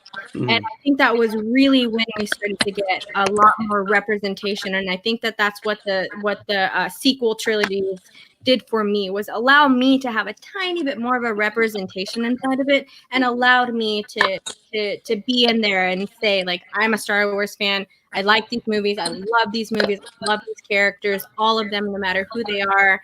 And it's empowering for me as well. So I that's just something that I definitely feel like I had to say. That's right. No, and I absolutely love it. I have 2 kids. I have a boy and a girl. And my son, he has autism, so there's certain things he just doesn't like, a lot of things. Like, he's into his own world, and I have to accept the fact that, hey, you're not going to be a Marvel fan, you're not going to be a Star Wars fan, so I go into his world. So whatever he likes, I dive in there. My daughter is the one that's like, oh, that, like, she'll see Darth Vader, she's like, look, daddy, look, your favorite, like, things like that, where I'm like, all right, this is awesome. The new trilogy, and that's probably, and you nailed it, is why I hold it so dear to my heart. It's because my daughter looked up to Rey, and she's like, she is awesome. Yeah. Yeah. And my daughter's 5. She won't sit through a whole Star Wars film, but she wants to see Rey. And who's that? And who's the little robot that spins? And she'll ask questions, right? And I love that. One film that I stood up and applauded, and I was like, we need this now more than ever, because I'm all about empowering female characters for my little girl, Absolutely. For the future. And when I saw Wonder Woman for the first time, I couldn't praise that movie enough. And it gets so much hate. It has a lot of praise, but it gets so much hate, and I hate it because it is a goddamn good movie. Agreed. It's a great movie. The third act is totally fine, but like, it's still, yeah. No, well, same thing. I wrote that in my review, that the third act and the villain are wonky, but you can't forget, what happens in the beginning of that film. Seeing all the females and powerful and Themyscira and all that, seeing her fight as a kid. I love all that. I love seeing that world. I love seeing her. I love how naive, not naive, but yeah, naive to the real world, if you will, and how just innocent she was, and I love what she stood for, everything about that film. And that's another one that, when I showed it to her, we saw it in pieces. So with her, obviously, when that movie came out, she was like about 3. So I waited until she was 4, and I'm like, we're gonna see this movie, and I think you're gonna like it. I got her a Barbie doll, like, as a bride, like, here you go. This is a Wonder Woman doll. We're gonna see her movie, so you can see how she is. Exactly. So we saw the movie, and we saw it in little pieces. So I would let her see like 30, 40 minutes. We would stop it. And then the next day we saw another 30, 40 minutes. And that's how I saw Wonder Woman with her. And she loves Wonder Woman now. That's amazing. That's awesome. That's awesome. And that's what I feel Rey did for, and we had our Leias. Don't get me wrong. We had our Leias. Yeah. But, you don't see Leia wielding a lightsaber and being a total badass. So unfortunately. Until Rise of Skywalker a little bit. But. Yeah, exactly. Like 10 seconds. Yeah, which is so unfortunate. But I mean, same thing with Padme. Like Padme, like, understandably, like, Padme was more of like a romantic interest in a sort of way, but she was still a strong character, and arguably, like, basically the only female character in the prequel trilogies. Yeah. So even Padme had a little bit of like sense of independence behind her. She's still a strong character that I definitely praise. I would reject. It's unfortunate that her episode 3 material basically got cut out because of time. So they had the whole arc that was planned for her, starting the rebellion with Mon Mothma and Bail Organa, dealing with Palpatine, and everything else was all in there. Unfortunately, got cut to the time and things that were. I eventually want to see that. I'd love to see it put back in. Yeah, I would love to see that. Yeah. There are some deleted scenes, but I'd like to see it slip back in some kind of extended edition. Yeah, just make its way into the as a film. Absolutely, I agree with that 100%. And that's another one that I feel like Revenge of the Sith gets so much shit, and it's the best of the prequels. It's such a great film. It's like my 2 or 3. It's like my number 2 or 3. I love it. So honestly, it's in my top 5. It's funny, and I'm so sorry to say this, but Jedi is my bottom 3. Wow, I get that all the time. Return to Rise. No, I know, and I can already see the chat blowing up. And it's not that I feel like it's a bad film. because it's when we get badass Luke, and I love the third act of that movie. To be honest with you, it's the puppets that bother me, and the Ewoks, and it's just it took me out of it for some reason. I don't know why. I even when she was watching it, I was like, ugh. And when I came downstairs, it sounds like I hate it. Like, again, I don't really hate any Star Wars film except for Attack of the Clones. But Jedi, for me, it compared to the first two, it was a downgrade, and it sucked. And I know it's Alice's favorite. It's a lot of people's. It's my favorite. It's my number one favorite Star Wars movie. Absolutely. Yeah. Yeah. I'm sorry. No, it's totally fine, because there's I mean, that's the best thing about the fandom is there are plenty of different tiers, because each of these trilogies have come out at specific times. The prequels and the sequels a little bit closer than the OTs, but you still get these different generations who grow up with it. Like, there's still a generation who grew up with the OTs, who grew up with the PTs, and kids now who are watching the sequels. So it's interesting to see how far it's come and how far it's rise. But the one thing that I will say that has been consistent in the Star Wars franchise is how strong the central female characters are. Princess Leia, absolutely. General Leia is a strong ass character that a lot of women to this day still recognize with and still acknowledge as a player in the game who was strong enough to continue to carry this, not carry, but continue this franchise and play with the boys in a different sort of way. Society has changed, and Bikini Leia, or Prison Leia, has it's a different thing now compared to where General Leia is. So I think that's one of my favorite things about this franchise is that it's allowed a lot of females to really kind of feel good about being a part of the Star Wars fandom. It's just the fandom that just doesn't necessarily. Well, that's one thing I did want to add to your thing. You were talking about the fandom in general, and I love the fact that there could be a toxicity about it, but there could also be getting us three together right now, and some people in the chat. We can all say, Jader just said Return of the Jedi is my least favorite. Chris in the chat, or not least favorite, but Attack of the Clones is least favorite. Return of the Jedi is bottom 3. Chris Adams in the chat saying he hates Solo but loves Attack of the Clones. We can go around. We're saying this stuff, and we're not making it life or death or break. We're kind of really, that's it. That's cool. That's cool. I like this, and that's the kind of thing we can all like and hate what we like. Just be chill about it. Let's be chill. That's exactly it. Be chill, man. The whole be chill about it. Honestly, because Kelly Marie Tran, my co-host to my show, he interviewed her for Last Jedi, and he told me she was the sweetest thing. Yeah, again, we get a lot of cool people to sit down and chat with us. Yeah, that's awesome. And he got to interview her, and sweetest human being ever, and ended up I think, if I'm not mistaken, getting off social media because of all the backlash to the character. Twitter. A character. It's not even her. It's a character. The guy that voiced Jar Jar Binks, I think, was on Suicide Watch, if I'm not mistaken. The guy that played Anakin Skywalker in Phantom Menace, he got bullied. Yeah, Jake Lloyd got Jake Lloyd got super bullied. Mm-hmm. And it's not Phantom Menace. The Force Awakens is a rehash of A New Hope. That movie sucked, and then you get something completely different. Oh, it ruined Star Wars. They didn't follow the original trilogy, and then they try to fix it. And he's like, oh well, they disregarded the whole 8th movie. It sucks that something that we all have this love for. Well, I don't even want to use quotations because I do have love for it, and I feel like everyone is just always bashing it, and it's never. I saw so much hate today on May the 4th. I'm like, dude, if you don't like Star, don't post anything. Right. Yeah, I'm so glad that that's not in my timeline. Find something else to watch. Yes, exactly. And it's gonna happen there's things that I love the Marvel universe. It's just that and there's things about the Marvel universe that I don't like. Yeah, I don't sit down. I just don't talk about it.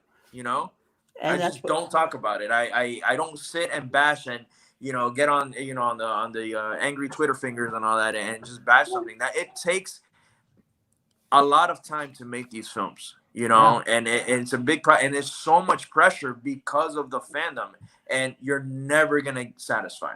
Oh. It doesn't matter what you do. So enjoy it, because you know what happens if right now just Star Wars or Disney decide, it's Disney, they're not going to do it, but they just decide to take a break completely off of Star Wars and we don't see a film for, XYZ years. You're going to miss it and you're going to want it, but you're going to be like, hey, you shit on the last movie we did. So, right. What are you going to do? You know what? And on some good news, we got some Taika news today. I was about to say, let's bring out the positivity here. Taika Waititi. I mean, how do y'all feel about it? I feel fucking amazing about this. I'm excited as all hell about this. I am hyped. I love Taika. Me too. What he did, and this is another movie that gets a lot of shit. Thor Ragnarok. I absolutely love that film. My favorite of the MCU. It's so good. It's so good. And they're like, oh, what he did, and I felt, if we're gonna jump into the MCU very quick, it's just an upgrade compared to the first two Thor films. And I like the Kenneth Branagh. I like the original Thor film. I really did too. And then, I really like that film. I think it's a very strong film. Obviously, with everything that's come out, it kind of like just, keeps declining, but it's still a solid film. Yeah. Thor in the Dark World, everybody hates. I don't hate it. I don't love it. It's bottom for me. Yeah. It's bottom 3 for me. But when you come in from Thor in the Dark World and you see Ragnarok, I think it's an incredible film. Seeing what Taika did with The Mandalorian. Yeah, perfect example. Absolutely. Mandalorian. So I already know that he can do these projects. I don't know if you guys saw Jojo Rabbit. I did. Fan of that movie. It's so good. It was my number 2 of the year. I love, and it was teeter-tottering when my number 1. I put Joker on number 1, but I felt that Jojo Rabbit and Joker were fighting for my top spot because I absolutely love Jojo Rabbit. What We Do in the Shadows, Hunt for the Wilderness People. It's just he's a unique director, and what I've seen so far with Star Wars is it's amazing news, and it's with the writer of 1917. So a war film. So I'm so hyped. It was one of the best news that we got today. I was super happy. So psyched about it. My favorite thing. I opened up that. I like also one of the things about the Skywalker saga ending is I almost feel like that's going to loosen up Disney a little bit, because I think they were very precious about what's going to happen to the Skywalker saga, because these are the epic. This is the story. This is it. I feel like now that that's over with, it's kind of like, okay, Taika did his stuff on Mandalorian. We know him. Let's just trust him and let him do his thing and not interfere and not fuck around it. Let him do his thing, because this is a whole new world now. We have a whole new. There's a bunch of other characters that we can get into. So I'm really hyped, and I'm kind of. It's sad. It saddens me that the Skywalker saga is over. Me too. We grew again. You're an OG, OT guy. I'm an OT guy as well.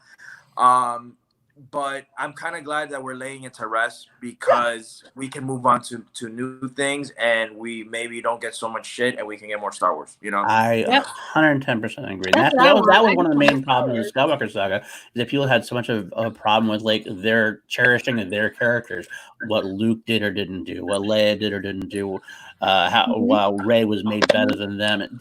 Don't worry about it anymore. They're done. They're gone. Don't worry about it. It's somebody completely different and new. So that's what I like. That's what I like about it. And I'm hyped, man. I'm super excited. I'm super excited for what's to come.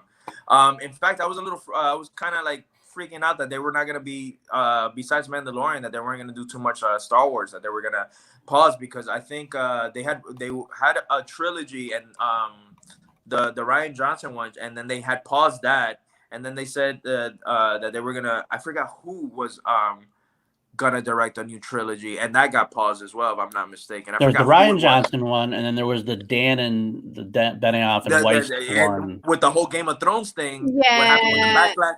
Game of Thrones and Star Wars fan, it's just it got toxic, I'm not gonna lie. Here's I'm a huge Game of Thrones fan, Song of Ice and Fire fan. Like, that's my absolute shit. Paul has Star Wars. I can grab the books right here. Yeah. Me too.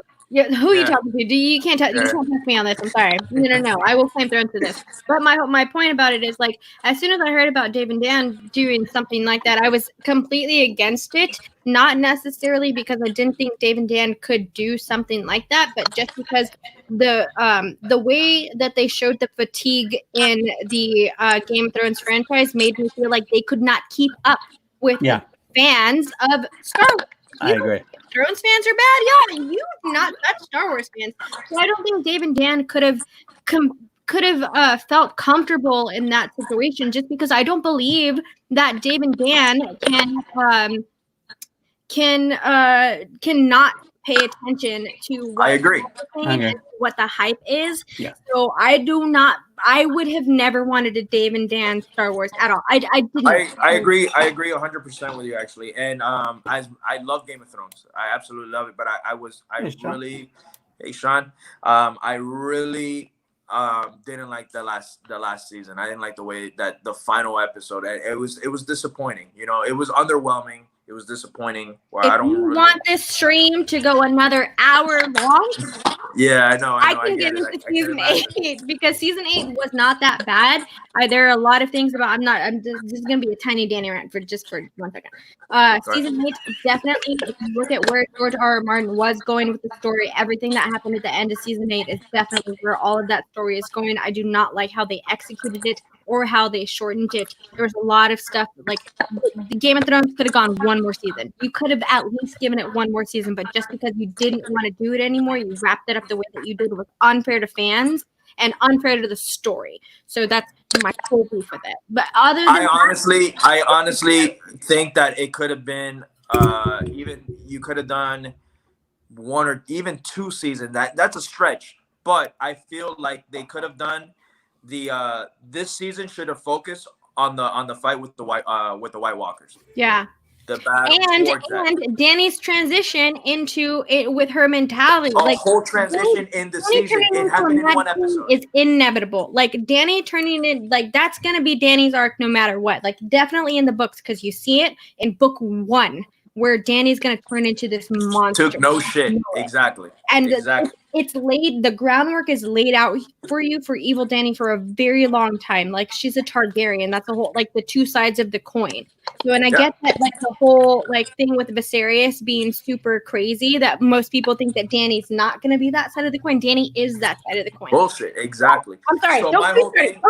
That's why I said 2 seasons, 2 or 3 seasons as well. So my thing was but the whole White Walker. You could still condense it into 1 more and could have gotten that story. I would have much preferred for 2 to 3 more for sure. So my whole thing was this. So you could have done this season. All right, Dan, right over. Okay, good. No. It could have been. It could have been the this season focus. Have the big that episode where the White Walker where Arya kills him. Have that be the season finale, right? Don't even get me started on Arya doing that. I love exactly. Arya. No, trust me. We can have a whole episode on this. Oh my then God. on the last season, like the season following, you could have let's say you do 10 episodes, right? Right. You do 5 episodes. Better than that. Yeah. So 5 episodes, you focus on going to defeat Cersei, King's Landing, the whole 9, Danny going crazy. Episode 5 goes nuts, does what she does. Then, and then you see 5 episodes later how she's literally turning crazy. Then you end the show. Right. It was like a 1-2 punch, and it was just way too fast. They rushed it, and that is my big issue. This could have gone for 2 or 3 seasons, and I would have been happy. I will tell you this, the problem. I will tell you the problem. Not only was it rushing, I will answer my thing here. Ever since they ran out of material from George, that's when it started going downhill, because they didn't have the richness of the material. They could only. It seems like it was like, I have everything I can do, and also oh shit, we don't have. All we have now is the bullet points. So they didn't have the. I don't think, honestly, I don't want to slander them too much because I want to see more what they can do. But to me, it shows me that they don't have the talent to actually write the story. Because they just have the bullet points. I'm thinking these guys are geniuses, because you can't. Everyone says that Game of Thrones lost their touch since season, I want to say 5 or 6. I don't think so. There's 5? 5 is when they had to go back on the book really quickly. I don't think that it was just because of the material that they ran out of. They had everything that they needed, and they were on the course. They had the actors, they had the storylines, they had the writers that could have definitely perfected what the end of the story was supposed to be. It was Dan and Dave being tired of working on this show. It had nothing to do with the story. It had nothing to do with the writers. It had to do with these 2 fucks just being tired of doing the show. That's all that it was. They ruined this franchise in season 8 because they were tired of it. They were just tired of it. I'm sorry. Mike, drop. I'm sorry. She's a little angry. She's gone now. She gotta go on. No, honestly, that was me. That was me during the finale. I took a lap. I remember watching it, and I ended up getting up and taking a lap. We had a big Game of Thrones party. It was a bunch of us watching. And there's some people that were there that just started watching this season, and we were like catching them up. But when they saw how pissed I was, my girlfriend's like, "You're gonna take a lap?" I'm like, "I gotta go take a lap." So I got up and I would walk around, and I'm like, "There is no way that they are ending the story like this after investing." Because I didn't watch Game of Thrones immediately. I ended up picking it up right before season 2 aired. My best friend, which is where I live. Who I live with, he was a big fan of the books before the show came out, and he's the one that put me on. And he's like, "Dude, you got to read this." I don't know why. I was like, "I don't want to see it. I don't want to see it." And he goes, "You're into all this crap. Just listen to me and watch Game of Thrones." Right when we got to, I want to say, so I saw it right before the season 2 premiered. I finished season 1 like in 2 days. Was instantly hooked from the very first episode. Everybody says that the show is slow to get into. I think I was hooked from the very first. When they pushed Bran out that window, I'm like, I am in. Yep. I am in. Me too. And Me so, too. Absolutely. So I was already invested. I watched the show, season 2 premiere. So you're watching it one by one. And I got impatient. And then he's like, "Oh, dude, you've seen nothing yet." And then I'm like, "But what's gonna happen?" And he goes, "Here you go," and he gave me the books. Have you read the whole ASOIS? Not everything. No. I've read Song of Fire the first 2. I think is the only thing I read. Game of Thrones and Clash of Kings. No, not Clash of Kings. Storm Swords. No, Clash of Kings. Clash of Kings second. Clash of Kings second. Clash of Kings second. Storm Swords. Beast of Crows wins the winner. Yeah. No, I've only read the first 2, but I love the show. And the thing was that the book was getting better than the book is better than the show. Yeah. So yes. So I am like, you know what? I don't want to, and I do that a lot now. I will not read the book before, because Hunger Games did that to me. Actually, I read Hunger Games before the movie. Adaptations now. Yeah. No. So and this is gonna be really quick. Right before Hunger Games came out, there was that hype for this movie. Absolutely was. Right. So I picked up the book because everyone was saying how amazing it was. I read the book. The book is phenomenal. Yeah. And then we got this cookie cutter movie. Yep. And I finished Hunger Games, the book, like an hour before the movie came out, like on a Thursday night premiere. I went to see the movie, and I'm sitting down, and I'm like, "Oh my God." And it was so fresh in my head because it took me like 2 or 3 days to finish reading it. And I'm sitting down, and the movie ended, and I was so pissed off. So pissed off that the movie was just very like, it was just very, toned down compared to the book. It was a really toned down book. So I did not continue. I didn't read Catching Fire. I didn't read Mockingjay. I saw the movie, ended up loving Catching Fire. I thought that movie was great. Still have to read the book because I didn't want to ruin that, The book is good. Read the book. No, I bet it is. If I thought the movie was great, I can imagine how the book is. I didn't know personally. We got another one coming out, Needed to put Mockingjay into 2 movies. I just felt like the only reason why they did that was because Harry Potter did it, put their last book into 2 movies. But I did not feel like Mockingjay should have been into 2 movies. It's a cash grab, That's all. Harry Potter. I felt like Harry Potter did because that was a long book. I agree with that. You needed to. That was a long book, and you needed to do it for Harry Potter. I loved Deathly Hallows. I really did. I thought they did a good job with that movie. Yeah, they did. For me, it's one of the best. Deathly Hallows is one of the best of the franchise, in my opinion. I agree. I 100% agree with you. So there you go. I will say, I think we should stop for a little bit. We got to do this or that. We haven't gotten to this or that yet. But before I do, I told you I could talk, dude. I can talk to a wall. I know. Hey, I'm all for it. I just want to get. If we go back into it afterwards, I'm going to be fine. I want to get this in before it's like 3 hours in, and then we can go back. I'm fine with it. I will say real quick. We did miss 2 super chats that I just want to bring out. I can't bring them up because they're already gone. But I want at least they were document them. There's more fighting between our friends here. Ferris Muthana said he donated $5 to say, "Hey Jake, I have a message for you. Can you decipher it for him, Paul?" TKCUS, basically, which means suck it backwards. Oscar Romo then donated $1.99 to say, "Ferris, please do everyone a favor and shut up." This is the general's chat in Forbes. So Video Drew. Hey, Video Drew's in the house. Awesome, Video Drew. And yes, AJ, hang on, yes. What was it? Oh, we should. That's the other. All right, you know what? Let's get this out Kiss of the the way. girls, hands down. Kiss the girls. Girls.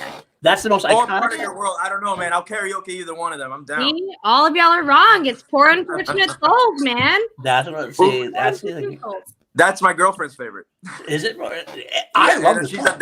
she's a diehard Little Mermaid fan, like diehard. The But question is, what's the most iconic one, though? That's the question. Which is part of your world, obviously. Part of your world is the That most song iconic. is. Thank you. Yeah. That's Which what I always agree with. thought it was Under the Sea growing up because it was the most upbeat one, but it's definitely part of your world. That's the Hey, argument. Maryland is better down where it's wetter. That's what she said. That's what she said. Boom. But yeah. All right. Well, let's get into this or that real quick, and then you guys want to start getting your questions from the chat in. Then we will answer them as soon as this or that is done, and I'm sure we'll get into more conversation about stuff like It's an that. off the rails show so far right now. I Y'all love thank it. you so much. This has been one of my favorite shows so far, honestly. So. Good. Great. Good. I love it. It's been my favorite show as well. Let's go, Paul. All right. Well, y'all know what this or that is. If you haven't been here before, I give Jader 2 possible solutions. He can choose between them. It could be anything I want to talk about. It could be tailor-made for him, tailor-made for us. Yes, Kevin Smith does do that very well. Love us, Mets. He can ask for clarification, or he can just go on without it. Talk, and we'll go from there. So if you're ready, let's just get into it. Let's do it. We always ask in this podcast, and there's only one right answer, and I have a feeling you're going to answer it right. I have a feeling you're answering it right. Team Ghai or Team Ghai all day, man. That's my boy. He walked out with me. Come on. There you go. That's affection, mate, man. It's an obvious answer. There you go. Should be for everyone, honestly. So I know. But Bateman, again, I haven't had any bad issues, man. Bateman's been a stand-up guy with me as well behind the scenes, but Team Ghai right now. Yeah. Of course. No, Batman is a stand-up guy. He gets tackled. That's all. He gets yeah. So also, yes, chat. You can feel free to super chat or Streamlab and this or that as well. I supplement my my questions. So the next question will go with Han Solo or Indiana Jones. Oh, I know my answer. Damn. Okay, so I have to go Solo, man. Solo, but I love Indy. I think he's just Harrison Ford. Little fun fact: Harrison Ford and I share the same birthday. Oh, really? There you go. Yeah. But are you a better pilot than he is, though, or huh? Are you a better pilot than he is? You look a little scruffy. You look like you might be a Nerf herder. So there you go. Yeah. Look at that. Indiana Jones is mine also, Dean. Sorry. Yeah, no. Wonder Twin. I know. The thing is that I love Indy so much. I really, really do. And I revisit those films a lot, but I don't revisit them as much. And I feel that Solo is, besides Vader, is the best character. I like Solo more than I like Luke, which is, everybody, again, that's another thing that I get crap for. But I think Solo is a better character than Luke Skywalker. There's a great quote by Danny Fernandez, and I can't do it exactly, but like Han Solo is basically a dude bro who lives in his car. Come on. Find that one, because however she says it is a lot better, but it's hilarious because it's funny. Han Solo's kind of she's hilarious. You got a She's dog. so funny. That's good. All right, here we go. I got $2 super chat for D. Wade or Zoe Morning. Ooh. Oh my God, that is a hard question. I mean, they play for the Heat. Yep. I'm a big Heat fan, man, and they've both been a staple to the franchise. But if I had to go one and the other, I've actually met both of them, so I would have to go D. Wade because he was a lot nicer. Oh, okay. Yeah. I very much appreciate Dwayne Wade and everything that he is doing in his personal life with his family and that whole situation going on. So, got stand up guy. Yeah, a lot of love for D Wade for sure. And he's a great basketball. No, and he's just so great for the community. I actually, I went to his 30th birthday bash, and it was obviously at a club. You pay for it to get in, but he was just mingling with everybody. It wasn't like he was in the VIP area or anything like that. He was just very, very like just awesome. And very quickly, I have a friend, a really close friend of mine, a coworker that we became like this. His girlfriend's sister was a big D Wade fan, huge. And the girlfriend, my buddy's girlfriend, reached out and just started hashtag like D Wade go to prom with me or whatever. And he ended up showing up to her little sister's prom, strictly through the hashtag. And that's just who D Wade is. He's just a stand up guy. So didn't he also go to Brandy's prom? No, that's Kobe Bryant. Wasn't that Kobe Bryant with Brandy to her prom? I think it was Kobe Bryant, actually. Yes. Yeah. Right. Yes. All right, man. I'll just start with just for the hell of it. Jillian Marie, of course, Sean's. There we go. Episode 3, closely followed by Rogue One. Oh. That's a hot take. And I'll take it though. It's. I love episode 3. I think episode 3 is great. Me as well. Okay. Let's go for it. I just did this the other day on a show. I was doing Batman versus Superman versus Civil War. So let's go Civil War. Captain America's side or Iron Man's side? Iron Man, hands down. That's not even a hesitation. Yeah. Not even a hesitation. What team was Spider-Man on?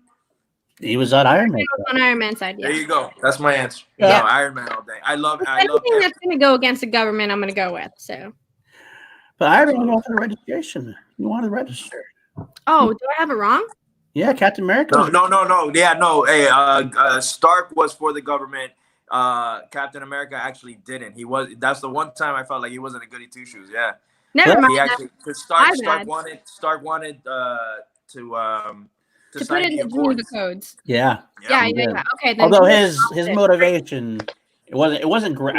That's one of my nitpicks about Civil War. I like Civil War, but Tony Stark's motivation seemed a little wonky to me. And it got to the point where he said, I have a buddy of mine that says that he deserves to be in prison, that he does not understand how these guys didn't all end up in jail. Right, it's very true. But I did like his motivation when he switched it and made mention of the fact that he said, I'm only doing this because if I don't, somebody else is going to, and I'd rather be in charge of it, kind of thing. That makes sense to me. So. All right, I got Captain America and Iron Man. That's fine. We'll stay in Marvel for a minute. This is a big take I've had recently with all people: Infinity War or Endgame. I have this constant battle with myself. Yeah, me too. All the time. And I'll tell you, and it's crazy because when I reviewed both films, I got to interview Winston Duke from Black Panther. Right, dude. Awesome dude. Yeah, no, he is great. He is fantastic. I was wearing a Wu-Tang shirt because I don't know if you guys know, but I'm a huge metal fan. Metal for me is the #1 music genre, but I also love hip hop. But I like old hip hop. I can't stand the shit that comes out today. But I was wearing a Wu-Tang shirt, right, with the W, but it said Wakanda. I wore it to my interview, and he was like, "Dude, yes," and he was just like. Just a stand-up guy, very, very nice. It's funny because I interviewed him for Infinity War, and he couldn't tell me anything. We couldn't talk about the film, so it was like I had to kind of be like, "Hey, so Black Panther, your debut, what's going?" It was mostly Black Panther questions. There you go, the killer bees. But but yeah, it was just a hard interview, but question-wise, it was hard. But he made it so easy. He was just a very chill, which the only Easter egg he gave me, which was crazy, was he told me that I'm like, are there any projects that you can talk about? And he goes, I have something cooking up right now. I read a fantastic script and it's directed by Jordan Peele, which was Us. So I kind of got the heads up before that, which I thought that was awesome. But, nice. But all right, so Infinity War and Endgame. When I reviewed Endgame and Infinity War, I kind of gave Endgame a perfect score, right? Because I love the way they wrapped it up. And I went back and I read my Infinity War review, and I gave it out of the 5 stars a 4.5. But I feel like I am opposite now. I feel like Infinity War is a overall a better picture. I guess the pessimist in me or whatever, I like sad endings, and even though Endgame had one, I like it a lot when the bad guys win. you know, and it sucks to say that, but I like the realism in that where, you know, no one was safe.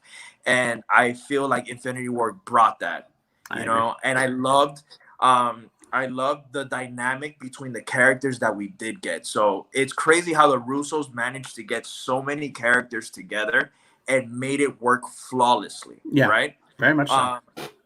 So I like the pairing of, you know, Spider-Man with Iron Man, you know, the two with Doctor Strange and Iron Man, you know, the Eagles were like Eagles are through the roof, and they made it work with, you know, with a humble kid.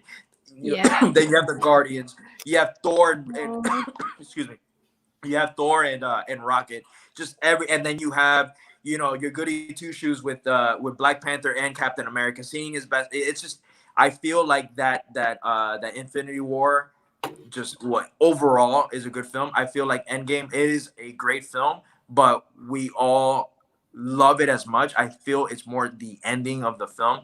Finally seeing Cap wield that hammer, seeing to your left and seeing all the characters come out. It is what we signed up for, and I felt like they delivered. But I felt like as a whole, Infinity War is a better film. So Infinity War. You were speaking my language. I will say that the short way I say that is that Infinity War is a better film. Endgame had better moments like this. It's the payoff. It's a huge payoff, and that's what we signed up for. And we got it. They delivered. They absolutely delivered. So it's so hard to pick between those two. Do have the two of y'all read the comics before or understand like the comic dynamic behind it? Sure. I have. Yeah. Okay, so as someone who has not, Endgame is my over Infinity War. I have not read the comics, and I saw something where Jillian was in the comics about it was not exactly like how the comic book was. She changed that to Civil War because that's what she meant, and that's true. Because Civil War is Civil War comic is completely different. As someone who didn't read the comic, but has Wikipedia'd the comics before, you know, to kind of understand like where the background and stuff was. Endgame for me is higher than Infinity War, but I looked at it at the same way as like Godfather 1 and Godfather 2. You had to have that setup to have that wonderful payoff, even though like whatever. But like with those two, we don't talk about that one. But you needed setup for the payoff, and I think that for me personally, that's why I pick Endgame over Infinity War. But I'm also not a comic reader, so that could be where I no, and that's totally fine. For me, it was more the snap, leaving the theater, even though, you know, we're all movie fans. We're in this, you know, in this universe or whatever, and we know that Black Panther made, you know, hundreds of millions of dollars, and he was one of the ones that got snapped. You know, he's coming back. You know what I loved about Endgame is that when you start that movie off, you're in your head like, I'm gonna sit down in the theater, and I know eventually they're gonna come back. But the way they start off the movie with Captain Marvel saving Tony, them going right away to attack Thanos, Thor chopping his head off, and they were like, hey, what are we gonna do from now? You're like, what the hell? How are they coming? So it becomes that journey. How are they gonna come back? Because I thought it was gonna be completely different, you know, and that's one thing. But the comics are completely different. There's some certain characters that are in the comics that have not even been mentioned in the MCU. One that certainly beats Thanos, and he's mentioned in one film so far, and I think we're gonna get him. Huh? No. I mean, I don't know anything about MCU. I just said Adam. He gets mentioned in Guardians too. He gets mentioned in Guardians too. Yes, Warlock, right? Adam Warlock. Yep. Yeah, exactly. Wikipedia and in Civil War, you're supposed to have Punisher in Civil War, and you know we don't have him. So it's completely different. I love that I didn't know where they were going, and that's one of the things that I do. I love when they kind of do their own take. One show that gets a lot of shit and I actually enjoyed was Gotham, because they just put their own twist in it. I don't want to give me something different. Give me the characters and give me something different. I'm okay with that. Yeah, me too. Absolutely. That's one of the things that I like about the MCU. And so one of my most hated MCU films is Iron Man 3. Right? I don't like that movie whatsoever. And it was more because of the twist, because I wanted it to be just like the comics. I wanted to see the Mandalorian.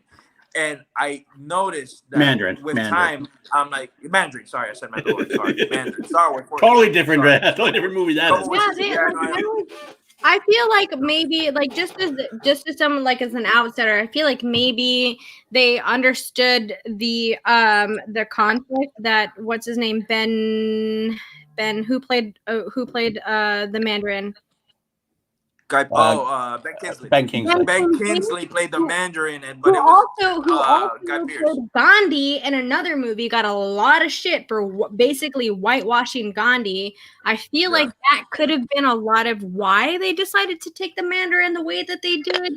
And because that's instantly what came into my mind. Like when they decided to, I'm not really the Mandarin. It's like, okay, they're maybe trying to fix what he did with Gandhi. I don't know. But even I feel like even Marvel themselves backtracked themselves with that, because there is a short they release these things on every Blu-ray called Marvel Shorts. Yep. And they have one where they're interviewing this guy and they say that he's getting threatened by the actual Mandarin, that he really does exist. Right. And for me, that was Disney or Marvel's way of saying like, hey, we know you hated that, so we're gonna backtrack what we already laid out for you guys, because there really is one there. We were faking the fake, you know? Right. Killian and Extremist, that wasn't really so I hated that they released that, but I was kind of happy. But at the same time, I'm like, no, you know what? You made your bed, you lay in it. You screwed up the Mandarin, leave him alone. Let's move on, you know? Mm-hmm. So I will say I disagree. I agree with Robert. I love Iron Man 3. I think it got better as it went on, but I get what you're saying, because I know the initial thing was it does and it definitely does. Once you get for me, once I got over the twist and I knew that the Mandarin was never coming, it's not a bad movie. It really isn't. It's just I always resonated back to the moment that I was in the theater watching it and how pissed off I was. So it left a bad taste in my mouth. And understandable. You know, totally. Yeah. I do feel like Shane Black is a very not acquired taste, but it's a very specialized taste. Funny enough, that was the first thing that popped into my brain as soon as I saw Ben Kingsley on that screen. Like Gandhi just came into my brain for that. So I think that's just where I take it. So funny enough, I when I got out of the theater, the first thing I actually might share it, because I know the anniversary for Iron Man 3 should be either today or tomorrow or something. Yeah. But the first thing I wrote was fuck you, Shane Black, because I was so pissed. And then the funny thing is that Shane Black, I love his original work. So when he does Kiss Kiss Bang Bang, Nice Guys, I absolutely love those films. Yeah. When he touched, the Iron Man 3, he did Predator. Like 2 years ago. I hated that movie. It was, there's a lot of problematic things about that movie. The original Predator. So I had hype for Predator, and I felt like that execution was poor. I hated that movie. Hated it. So I like when he does his original, buddy films, because he's witty. His writing is great. I don't feel like it transitions well on an already established franchise. Right, absolutely. I get that. I do. That's a good point to make. I mean, I actually one of the minority. I didn't hate the Predator. I get why people hated it. I for some reason it didn't bother me as much. So, real quick, got a super chat in here. Ferris Patano wants to know Wu-Tang or Tribe Called Quest. The worst question. My God! I hate this question. I'm sorry. I love you. Hip hop so much, and I give these two groups are just up there for me. Up there, but 36 Chambers is a perfect album. Is like essential to my being. Yeah, absolutely. And I love Tribe. I absolutely love Tribe. There's a great film of their directed by Michael Rappaport. If you guys need to check that out for A Tribe Called Quest. If you guys haven't seen the Hulu show for the Wu-Tang show, check that out as well. That is amazing. And there's a Showtime documentary as well that you guys should check out. I'm telling you, hip hop all day.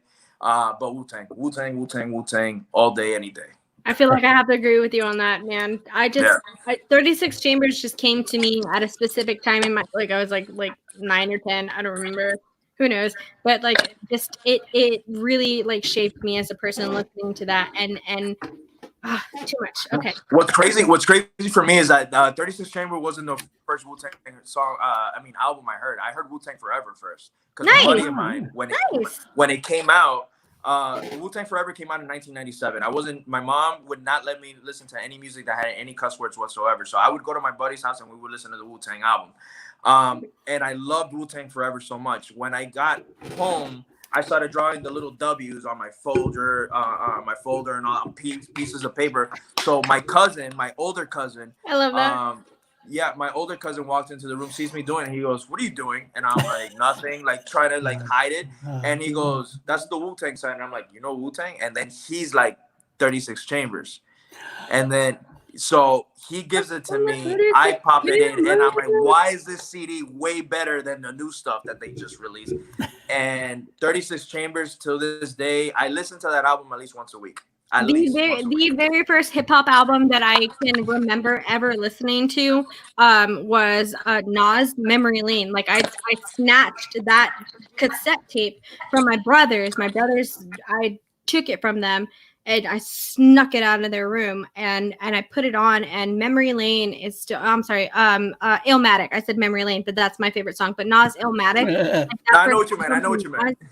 Was my shit, yo. Like I love it. I've always said like I am an East Coast girl with West Coast tendencies. I love it. So I tend to listen to a lot more East Coast rap. From the East Coast. Yeah. I like the G-Funk era with the West Coast. I respect the West Coast hip hop a lot. But I always resonate, and I'm probably gonna get a Tupac Biggie question now because the whole East Coast West Coast thing. But where was I going? I always transition to the East Coast hip hop because that's what obviously we would hear. Absolutely. Here. I got to see Nas actually 2 years ago. And I was like 2 rows from the front, and he performed so much Illmatic, which I loved. It was him and Lauryn Hill, and Hannibal Buress was the opening act. They did a stand-up show, which is crazy for a hip-hop concert. So it was insane. Hannibal Buress, he opened. Nas came out first, which I was like, why is Nas coming out first? So he came out first, he did his thing. Lauryn Hill came out. But the thing was that I respect Lauryn Hill. I love the Miseducation. That is, and the Fugees. I love both those albums. They are fantastic albums. But I know she's a nut, and my friends have been to shows where she has not showed up. One of Hannibal Buress's how do I say that? Like bit was that, like, guys, Lauryn Hill is backstage. I promise you she's here. Like he had to say it in the stand-up.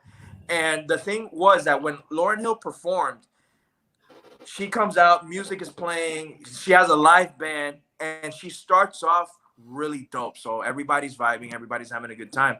I guess and I'm gonna take this from Whiplash, I guess the music wasn't to her tempo, where she was honestly like going like this to her music people, and everybody's super confused on how to play. And one of my favorite Fuji songs ever is How Many Mics, right? I love that track.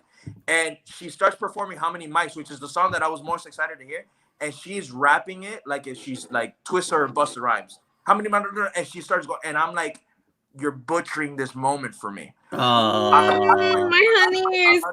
A lot of my girlfriends went to go see the show because of Lauryn Hill, and she doesn't tour anymore, the whole nine. And the general census was that Lauryn Hill was disappointing. And it sucks to say because she's such a legend, That's awful. And, fun fact. But Nas came back out, so he finished the show. So it was him, her, and then him again. And then they finished the show with If I Rule the World, which seeing that live. Yes, imagine, you're never, like, he's going to perform that live. And the DJ is going to have Lauryn Hill's part, but seeing both of them perform that live for me was worth every penny, Gilbert, so, yes. Big L is my shit. Yes. Absolutely. Oh my gosh. Not a lot of people talk about Big L. Big L is my absolute shit. Fun fact though, really quickly, Lauryn Hill and I have the same birthday, May 25th. There you go. Along with Mike Myers, the actor, not Michael Myers, the serial killer, but Mike Myers. Austin Powers. I share birthdays with Patrick Stewart and Harrison Ford. Nice. Which and Roxy Stryer. Oh, there you go. I'm gonna listen to a lot of hip hop when I go to sleep tonight. No, it's the best, man. I'm telling you. Again, not hip hop now, but then he comes to no Slipknot or Lamb of God. That's all you. That's not me. So those two bands are in my top 5 favorite band of all time. All right. Now, Okay. I would have to give the edge to Slipknot since I have a Slipknot tattoo. Look at you. There you go. So that is my favorite band ever. But Lamb of God is they're like 3 or 4 for me. It's I'll give you my top 5 very quick. So I have Slipknot, Metallica, Pantera, Lamb of God, and Trivium. Those are probably my favorite bands. Like I can listen to them over and over and over and over again. That's probably a little bit true. I love me some Queen too. I'm telling you, my music goes everywhere. I will sing Little Mermaid. I will sing you some Queen. I will, growl you some Lamb of God, dude. Hey, that's awesome, Yeah. man. That's awesome. I mean, if we want to start talking about like UGK, some Outcast, some Thug, Little Flip, Oh, some I Texas. love this stuff. rap, go into I love this other, and I think UGK is very, and they are the underground kings, but I feel like they're highly underrated. I feel like the people fact don't that like listen to not a lot of people understand like who UGK was and what UGK did for the rap game just in general, because a lot of the main influencers and a lot of popular rap stems from what Texas rap did and what UGK did. Like I feel like they are a staple for Texas rap, and I like Texas rap, but UGK are literally the kings of Texas rap. UGK is right here where Selena is when it comes to Texas royalty. Bro. They're right here. I grew up with Selena. We actually did a top 10. We did a top 10 for our website. Movies that Y'all got me hyped. Not musicals, but movies that are that the music is a major influence in the movie. Not a musical. And I put my girl Selena down. We had Straight Outta Compton in there, 8 Mile, like all these movies, but Selena had to be mentioned, and she actually made the list, which was great. Jader, I live in Corpus Christi, Texas, where Selena There you go. was born. Like her net, like my house right here, this right here, to like 5 miles that way is where her house That's is. amazing. So, My mom actually moved out to Texas. My mom lives in Texas. nice. What part? Yeah. Not a good part. She lives in Odessa. Oh, she's Look at the face. I was waiting for it. Texas. I'm like, Mom, you left paradise for this. I visited my mom left like 5 years ago, and the first time, because she never wanted me to go visit ever. Good night, Jill. But my mom never wanted me to go visit because she's like, dude, I have nothing to show you. There's nothing dirt. here. Odessa is dirt. It's dirt, exactly. And again, it's beautiful. It's all of Texas is beautiful, but Odessa is dirt. Yeah, so imagine she left Miami to go live in Odessa. So she was depressed for the first 2 years. She hated believe it. There's nothing here. Flatlands. So I finally went to Odessa, and I'm like, I know what you mean now. This place sucks. She had to take me. We went to San Antonio because she's like, I need to show you something better than Odessa. I'm sorry. So it's funny that you said that. So yeah, but I noticed that the Selena love, and I know obviously that she's from there and everything, but I love that. After so many years after her death, it's insane the love that she has, and great. I love her to death. It's very true. I just have to say something really, really quickly, Paul. I'm gonna let you leave right after this, but like Jake does say this in the chat. I was chopped and screwed DJ Screw. I want to do this really quick story. So VH1 was doing this like region special where they were like talking about like the different regions of hip hop. And they did the South. DJ Screw was never mentioned at all in that VH1 special. I tweeted Paul Wall. I tweeted Paul Wall. Like, why isn't DJ Screw in this? Paul Wall actually sent me a DM. This was a long time ago. Paul Wall sent me a DM about like how there's a lot of people that are involved and he just didn't get acknowledged about it. But I'll never forget that. But like for DJ Screw to be completely unacknowledged in Texas hip hop is fucking blasphemy, because if anyone is from Texas, you cannot live in Texas without knowing who DJ Screw is. Like you cannot, like I almost got a screw, like I literally almost got a screw tattooed on my wrist because of DJ Screw. That's how much into rap I was when I was a lot younger. But I love that passion. Thank you. But things like that get me upset, to be completely honest with you, because I remember the VMAs. I want to say it was like 10 years ago. The VMAs were moved to Brooklyn, and there was no love for not one tribute to the Notorious B.I.G. And it was on the anniversary of Aaliyah's death, and there was no mention for Aaliyah as well. And that's when Twitter not just came out, but I think I was like a year or two old. And I remember tweeting at MTV because I'm like, how are you going to disrespect Biggie in his hometown and Aaliyah on the day of her when you were making the video with her and putting her videos on for 2, not even a mention on the anniversary of her death. Oh, baby girl. Yeah. So I get it. Sorry, Paul. That's all right. I know. I love passion. I love anything. If you guys get passionate about something and go off, I'm more than happy to sit back and watch you guys. I can talk about Texas rap all night long. Oh my God. But you are right. I don't really know, so that's all right though. That's fine. Chris Adams also says not true, Danny. I'm just wondering if you just don't know who DJ Screw was. Is that what it is? But Chris, I mean, I'm not gonna like. I mean. We all have our passions. It's all great. That's the thing I say. Like I said, you can talk about anything as long as there's passion involved. Jader, this was so much fun. Thank you for chopping this up with me. Oh, anytime. Well, I got 3 more. I got 3 more this or that. So we'll get through, and then we'll start getting to the questions from the chat. I want to get back to something I know more about again. I'll go back to Game of Thrones a little bit. Jamie or Cersei? Which twin? Jamie Lannister. Even though I love Cersei as a character, she's such a phenomenal character. But Jamie's my boy, man. Jamie's my boy. Lena Headey is an exceptional actress. She is. Fucking nailed that role. She nailed that role. But Cersei is a fucking piece of shit. you know exactly. She's such a piece of shit. But then you feel bad for her during I think it was like season 6. You never felt bad for her, not even a little bit. I did. Part of me, I was like, oh man. Finish the books. I have finished the books, and I still felt bad for her a little bit. I honestly think where she blows up the septum is one of the greatest moments in Game of Thrones history. Oh, I love that.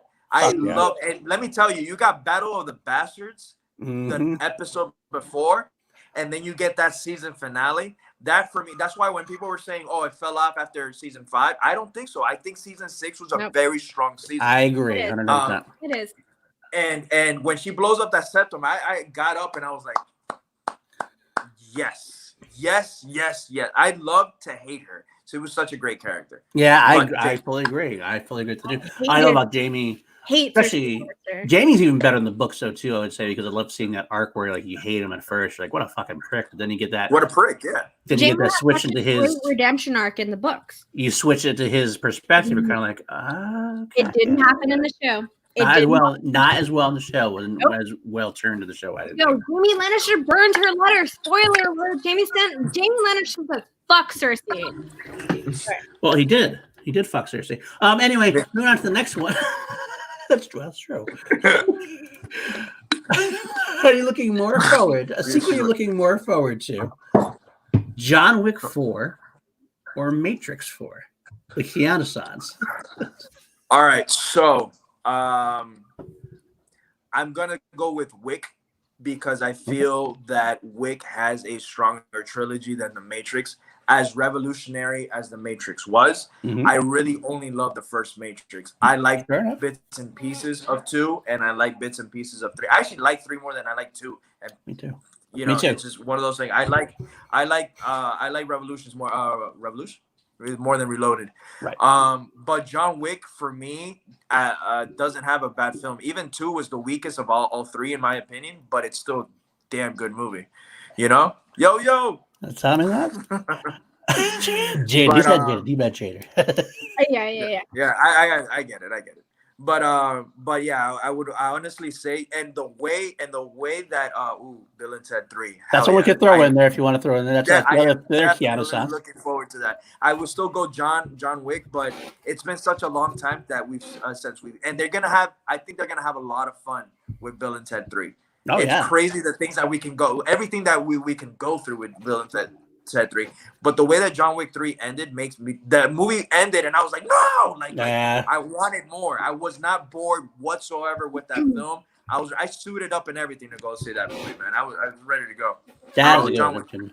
I did not want another John Wick after John Wick 3. Like the way that it ended, I thought was like, fuck yeah, leave me feeling like that. Like that's the feeling that No way. I wanted need to see how it ends. because it makes me want to feel more into these stories, and I'm just also the type of person that just is a masochist. So yes, please torture me and never give me the rest of the story. Please. I will throw it in there that I do feel Matrix 4 I'm looking forward to quite a bit, only because it's been so long that we haven't seen this world in such a long time. That intrigues me as to how they're going to get back into that world and what they're going to do with that world. I think they're going to do it better because absolutely. of the reception that the second and the third one got. I think that they're going to do it better, especially with a lot of Keanu Reeves and what's her name coming back. Carrie-Anne Moss. Carrie-Anne Moss. I was going to say Carrie Mulligan. I knew it wasn't Carrie Mulligan, but I knew it wasn't Carrie. That's what Totally different. But with them coming back, I think that's why I'm more anticipated for Matrix 4 than John Wick. I'm equal. I will say equal, but I did like that. And actually, I okay. and don't get me wrong. I'm excited for it. Yeah, no, I'm excited for it. But I think based off the 3 films that we got in, if you put 3 and 3 together, I feel like just John Wick is a stronger trilogy versus the Matrix. Even though, again, Matrix, a lot of the action of 2000 we got because of what Matrix did.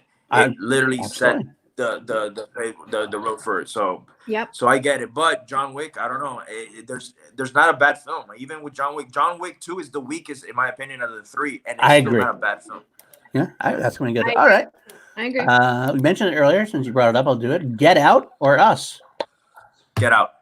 You're a Get Out guy. Get Out. Hands down. I liked Us. I liked Us a lot, but what Get Out did for cinema was ridiculous, especially being the first time director. And that comes with the pressure of, you did such a phenomenal film. Let's see if you can do it again with it was still, it was similar, not the same premise. Obviously, it's a completely different premise, but it's a horror comedy weirdness thing going on. But I just felt like the what he did with Get Out was just phenomenal. Jader, you're a person of color, correct? Yeah. Yeah, so am I. So there were teeny tiny things inside of Get Out that that I felt like I could completely enjoy and laugh at because I felt that as a person of color. Like definitely like not being a Black person or anything like that, but as a person of color, I've still been in those like biracial relationships to where I get that feeling every time. Like, any time that like I would ever have to meet like a white person's parents, like it still felt. It sucks to say because of the society that we live in now. It's like that. But I've never ever felt. I've never felt that before until recently. Where it's an ugly time right now on a different level because it hits you in the same sort of way that other like if you think of Boys in the Hood is the first thing that comes to my mind, and the whole like I'm saying Bernie Mac, it's not Bernie Maxine, but it's Bernie Maxine and Don't Be a Menace, like where he is a cop. Yeah. I know what you're saying. I know it's spoof. So there's a lot of like that's kind of involved with Get Out that just made me really appreciate it. But a lot of kind of touched on it, but Get Out made me laugh at it. So that's why I appreciate Get Out a little bit more. And there's little things that you honestly pick up every time you watch that movie. You can see that movie once and you're like, okay. And then you see it again and you're like, oh my God, I didn't notice that. Third time, you're like, oh my God, I did not notice that. And it's little tiny things that he just puts, and it's so genius of him. And that's why I feel that I did a show not too long ago about when the whole tweet came out with James Gunn with the perfect film, and that was mentioned as one of the perfect films because you just pick out it's so fantastic. It's fantastic. I will say I'm going to throw it out there that I'm one of the few that I actually liked Us a little bit better, mainly because of Lupita's performance, like is hands down. I felt like she was robbed. To be honest with you, not even a man, she was robbed. And he I was still, robbed. but I also think that I found more when I watched that a couple more times. I found more in that a few more times that I didn't see the first time as well. No, So The first both time I actually. saw that movie, I honestly no. And the first time I saw that movie, I was confused when it ended. I was like, "All right, The fuck just is there happened? something I'm not getting?" The only thing that I can tell you that I did not that I loved how it was going and I didn't like was the very very very end of the yes Janine, yes. literally And picked people cotton to don't know save his life. he picked cotton to save his life. It was crazy. It's crazy. Anyway, with us, I liked how ambiguous it was. Yeah. Right. Right. It was, but I felt at the end, I don't know if he panicked or whatever, where he spoon fed you that ending where this is what went down with the whole her being the. And that's my major complaint about the film is that I loved how it was all a mystery, and I would have loved, like, just like you said, that she was a masochist. I would have loved it to be left in the air, like, figure it out. Let that ending be yours. And that's my major complaint with us. To be completely honest with you, I like that film a lot, but I feel like I always go back to watching Get Out way more than I watch Us. What I do believe is Us is a little bit more like politically in tuned with certain things that people of color have to go through when it comes to it. And I think that that's what I very much appreciated about Us and its whole story and what it was. It is being felt like you weren't a part of society because you are who you are in society, and trying to figure out the group that you come in with and who you identify the most with. And that's all of those underground people and all of the underground people trying to come together to rise against this majority of other people, these privileged people.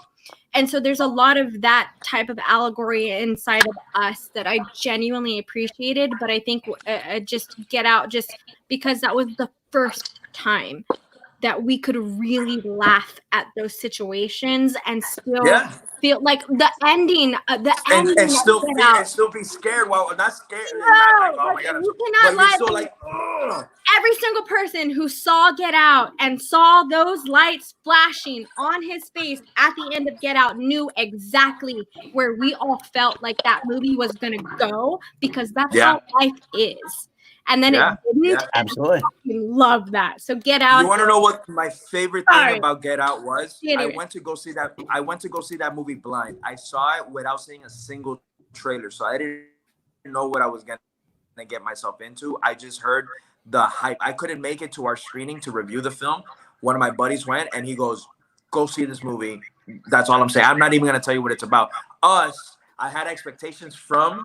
Obviously from Get Out, but I had also seen the trailers, which one of the best usage of I Got Five on it. I absolutely love what Jordan Peele did with. Yes, it's so good. It's so good.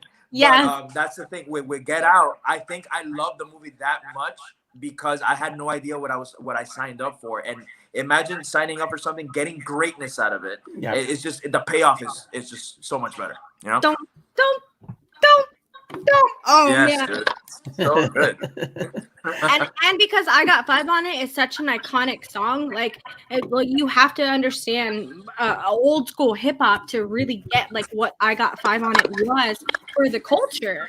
So for Jordan Peele to do what he did with I Got Five on it for that soundtrack was beautiful. Like I literally cried when I heard that. Yeah, it's so good. So I mean, I'll cry for anything, but that's how emotional it got me. One last one, and then we'll get to the chat question. Sorry, Paul. That's all right. You go ahead. I'm about to time you out at this point, but it's all right. Yeah, now he was in the chat earlier, so try not to let this sway you. If you were not in The Usual Suspects, would you rather be in the Finstock Exchange or the Dungeon? Oh my God! Why? Why do you guys do this to me, man? Because that's my job. I know. Let me tell you, BC's in the exchange. Every time that me and Dagnino chill, it's all love. It's always love. But me and Kaiser have this thing, man. Where Danny, you were on the Kaiser show, and you saw how me and him interact, and we're not even on camera with each other. It's just through text messages.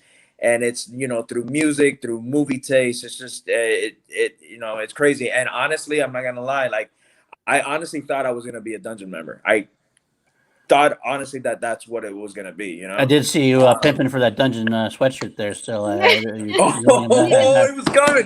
I was waiting for you to mention it the whole time, dude. I was like, I'm like, I think you get he away with hasn't that. mentioned it yet. I'm like, I wonder what that. Oh, it's coming. It's coming. You I'm know, off. look, in my defense, I am a dungeon IG fan since I'm not in the IG league. Okay, so I like what Smets and Parker do. You took the last couple of days thinking in my of that, defense, didn't you? I am a dungeon IG.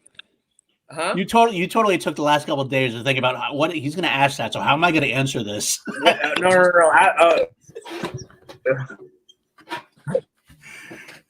No. No. No. No. What are you A little bit of lag.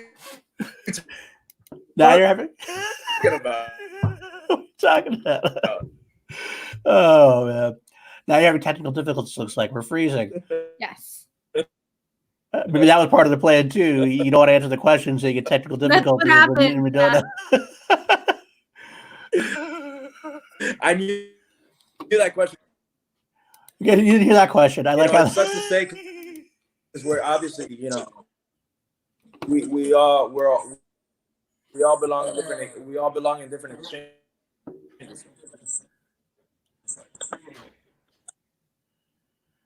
You guys, I'm not hearing you, Jader. No, sorry. you guys can't hear me? I Now? hear you now. I hear you now. You're frozen a little bit, or maybe we could. I don't know. Maybe we could wait it out, allowing it a little bit, or they're just going to blame me a little bit. Oh man, the government got into all of our phones. It could be. Yeah, that's what it is. Can you guys hear us? I can hear you. Or no?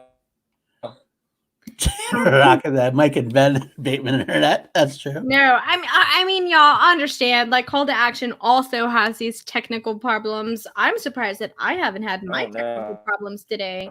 I can hear you a little bit, Jader. Why don't you try jumping out and jump back in? That's right. We can do that. We'll vamp.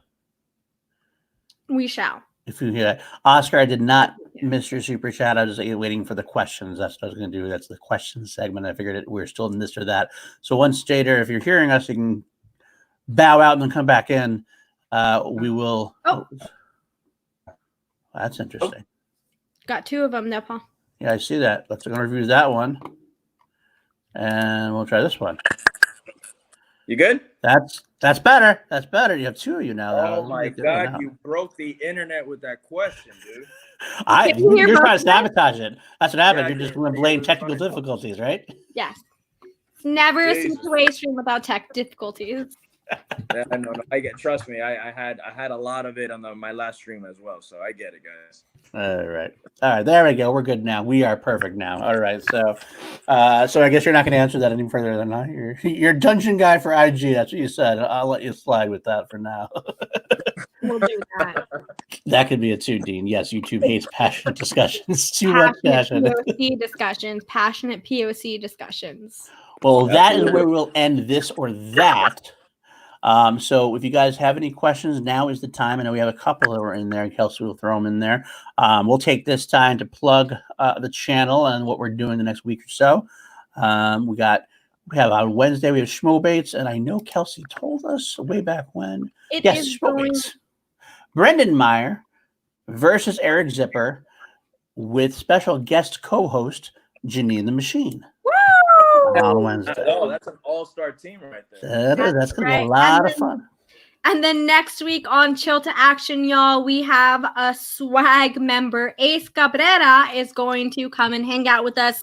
Unfortunately, it is not going to be an all Spanish stream. It might be a lot of Star Wars stream. Latino stand up. That's right. It's going to be a Latino Pride. We've had that in for this week and next week. I mean, it's May, so Cinco de Mayo is tomorrow. It's tonight where I'm at. So I got to get some Italians in here then for that. I got some Italian week at some point. Then, no, right? Save your month, all right? Let us have our month, Paul. Okay, fine. Wow, look at that. Wow. Danny's like, I got a nice little killer eye stare there. I like that. And I know And that. I do not remember who we have coming in the week after that. I do, kind of. I know who we have on the 25th. You because do? the 25th is my birthday. My birthday. I do know. I do know who we have coming in. We have someone who was in our chat earlier.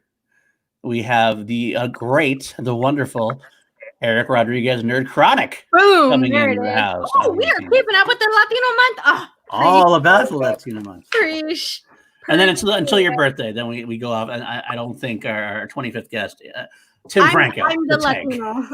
I'm the Latin person for the 25th stream. And Tim Franco is coming on. So Tim will be celebrating my birthday with me. Thank you. Sweet. So we got it all booked out at this point. Lynch Waits is coming, of course, every week. We also have Call Live that Kelsey does on every Sunday. That's our sports center of the shows, talking about all the matches that dropped. And last month is British month. I don't know. Party J. I don't know which one. Party J. Party J in the house. And what month is Italian month? I don't know. I should know that, I guess. I'll have to figure that out. All right, but anyway, let's move on. Then I know Oscar, I'll read your super chat now that you read earlier because it was. And let's see if Kelsey, you have it, or I do have to read it from the thing. Oh, there you go. Glad to see another Latino in the Schmodown, and one I can root for. Boo Roca. I get that. Top 5 Slipknot songs. Whew. All right. Damn, that's tough. All right. How about this? I'll do one for every album. My favorite song on every album. Go for it. Even though they have 6 albums now, so I'll cheat and I'll do 6 songs. Cool. So on the first album, I want to say that my favorite song has to be the opener, which is Sick. Just all up in your face. You want, as soon as you pop in the album, you already know what you're getting yourself into. That's actually the very first Slipknot song I've ever heard. We know I'm a big hip hop fan. So growing up, I was a hip hop only guy. I did not like any rock whatsoever. Okay. I like Green Day, but does that really count? I don't know. Yeah.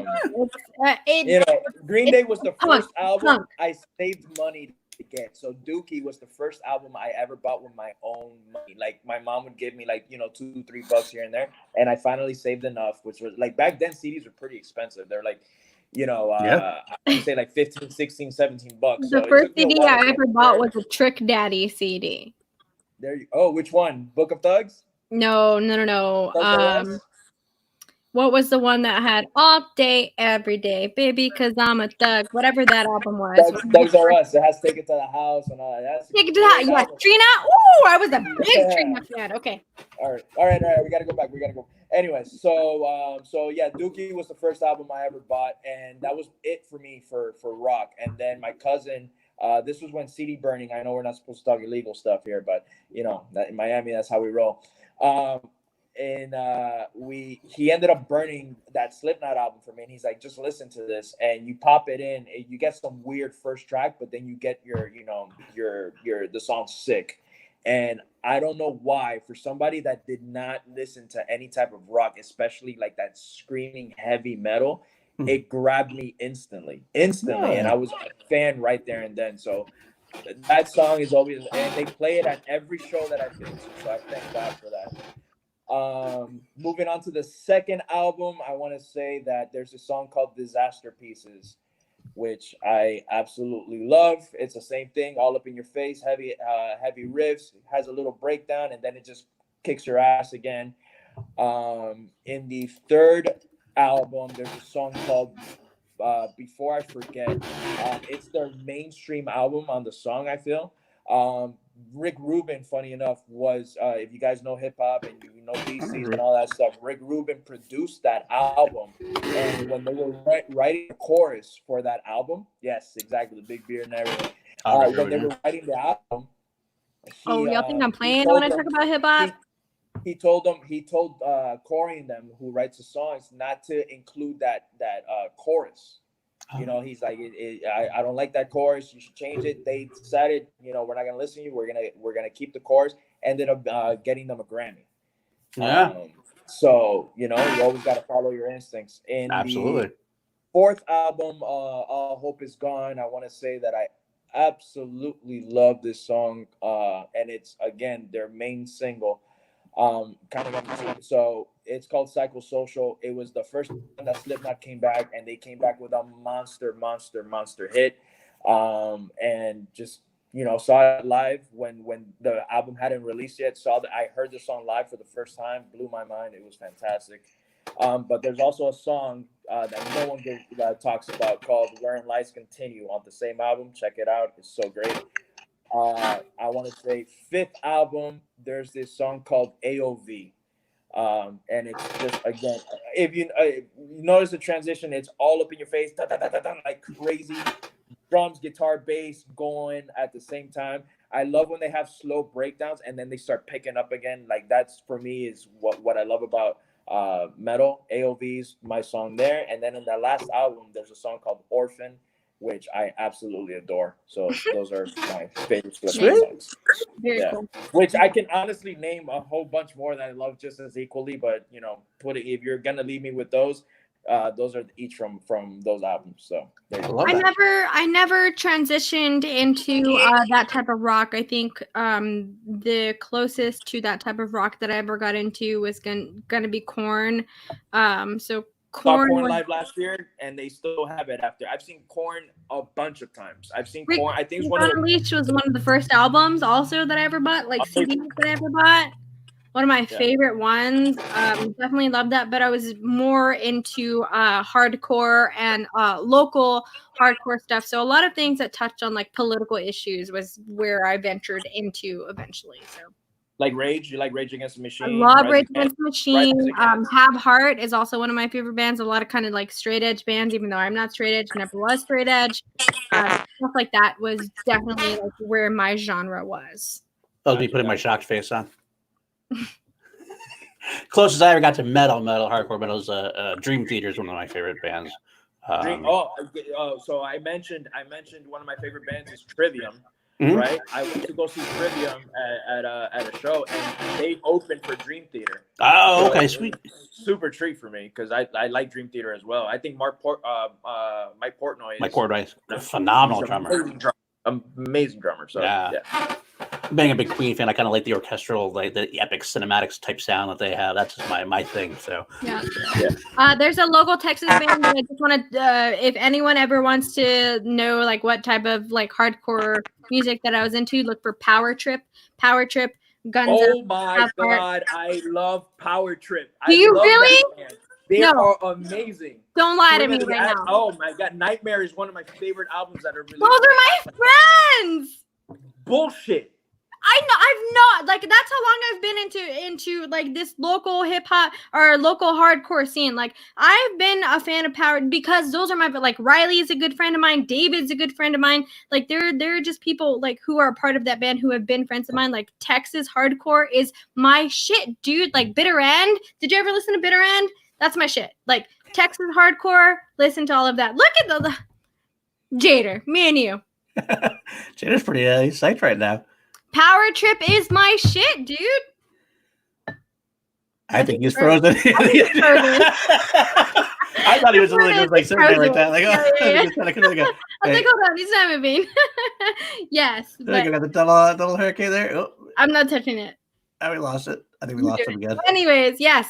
Jader agrees. So, yes, absolutely. All right. I'll move that. We're going to wait here until he comes back on.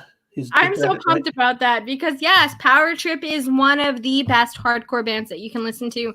They're a Texas band, they're a Dallas band. You back? Definitely check them out. I'm back. I can't hear Danny. Power Trip. I can't hear you. This sucks. God damn it. It's funny because you froze like this, like you were in shock still. So try again. Try refreshing and give out. We'll come back again. Freaked out. I did legit have a freak out moment because I don't believe that anyone knows who Power Trip is because like I know that they're a lot bigger than what I believe that they are, but because that's a band of people who I've known for a while, they were in a lot of other bands. Dallas hardcore was huge in the scene, like in the Texas hardcore scene was very huge for a very long time. Power Trip was a band that definitely really kicked it off. Not kicked it off, Bitter End, I would say kind of kicked it off. So Bitter End is a San Antonio band. Listen to Bitter End if you can find Bitter End. That's totally cool. Okay, we're back. Let's see. Hold on. Anything like that. Oh, yes, Jader. Woo! Can you hear me? Yes, I can hear you. Good. Dude, Okay, good. I am tripping out right now, honestly. Yes. There's a festival called Welcome to Rockville. Yes. It's in Florida, and they were the band that I was looking forward most to see. My boy just put me on Power Trip maybe like 7 or 8 months ago, and They've been a band for so long. Look, I've been telling everyone that listens to my music, I'm like, these guys are fucking amazing. Don't sleep. Look, no bullshit. I have all their albums on my phone. I love them. I thought Nightmare was honestly one of the best albums of like that I've heard recently. They have such an old school feel to them, and it's like thrash metal at its finest. Yes. I can't believe you know them. My salute. They are fucking amazing. And mind you, I have not cursed that much in this show until you mentioned this right now because of how hyped I got. That is awesome. I love it, love it, love it. This is the best. Listen to Power. So good. You want to listen? Did we just become best friends? Yes, absolutely. Yes, absolutely, absolutely.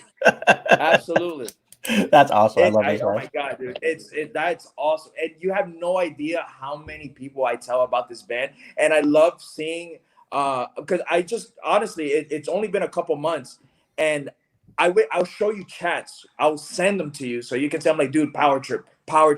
When I saw that they were on the bill for Welcome to Rockville, they were one of the bands that I was the most excited to see because I'm like, I have to see these guys live. I even see their YouTube videos where they went into this guy's house, and they just start fucking, and then he's the I don't even know. I feel bad because I just know their music. I don't really know names of the lead singer.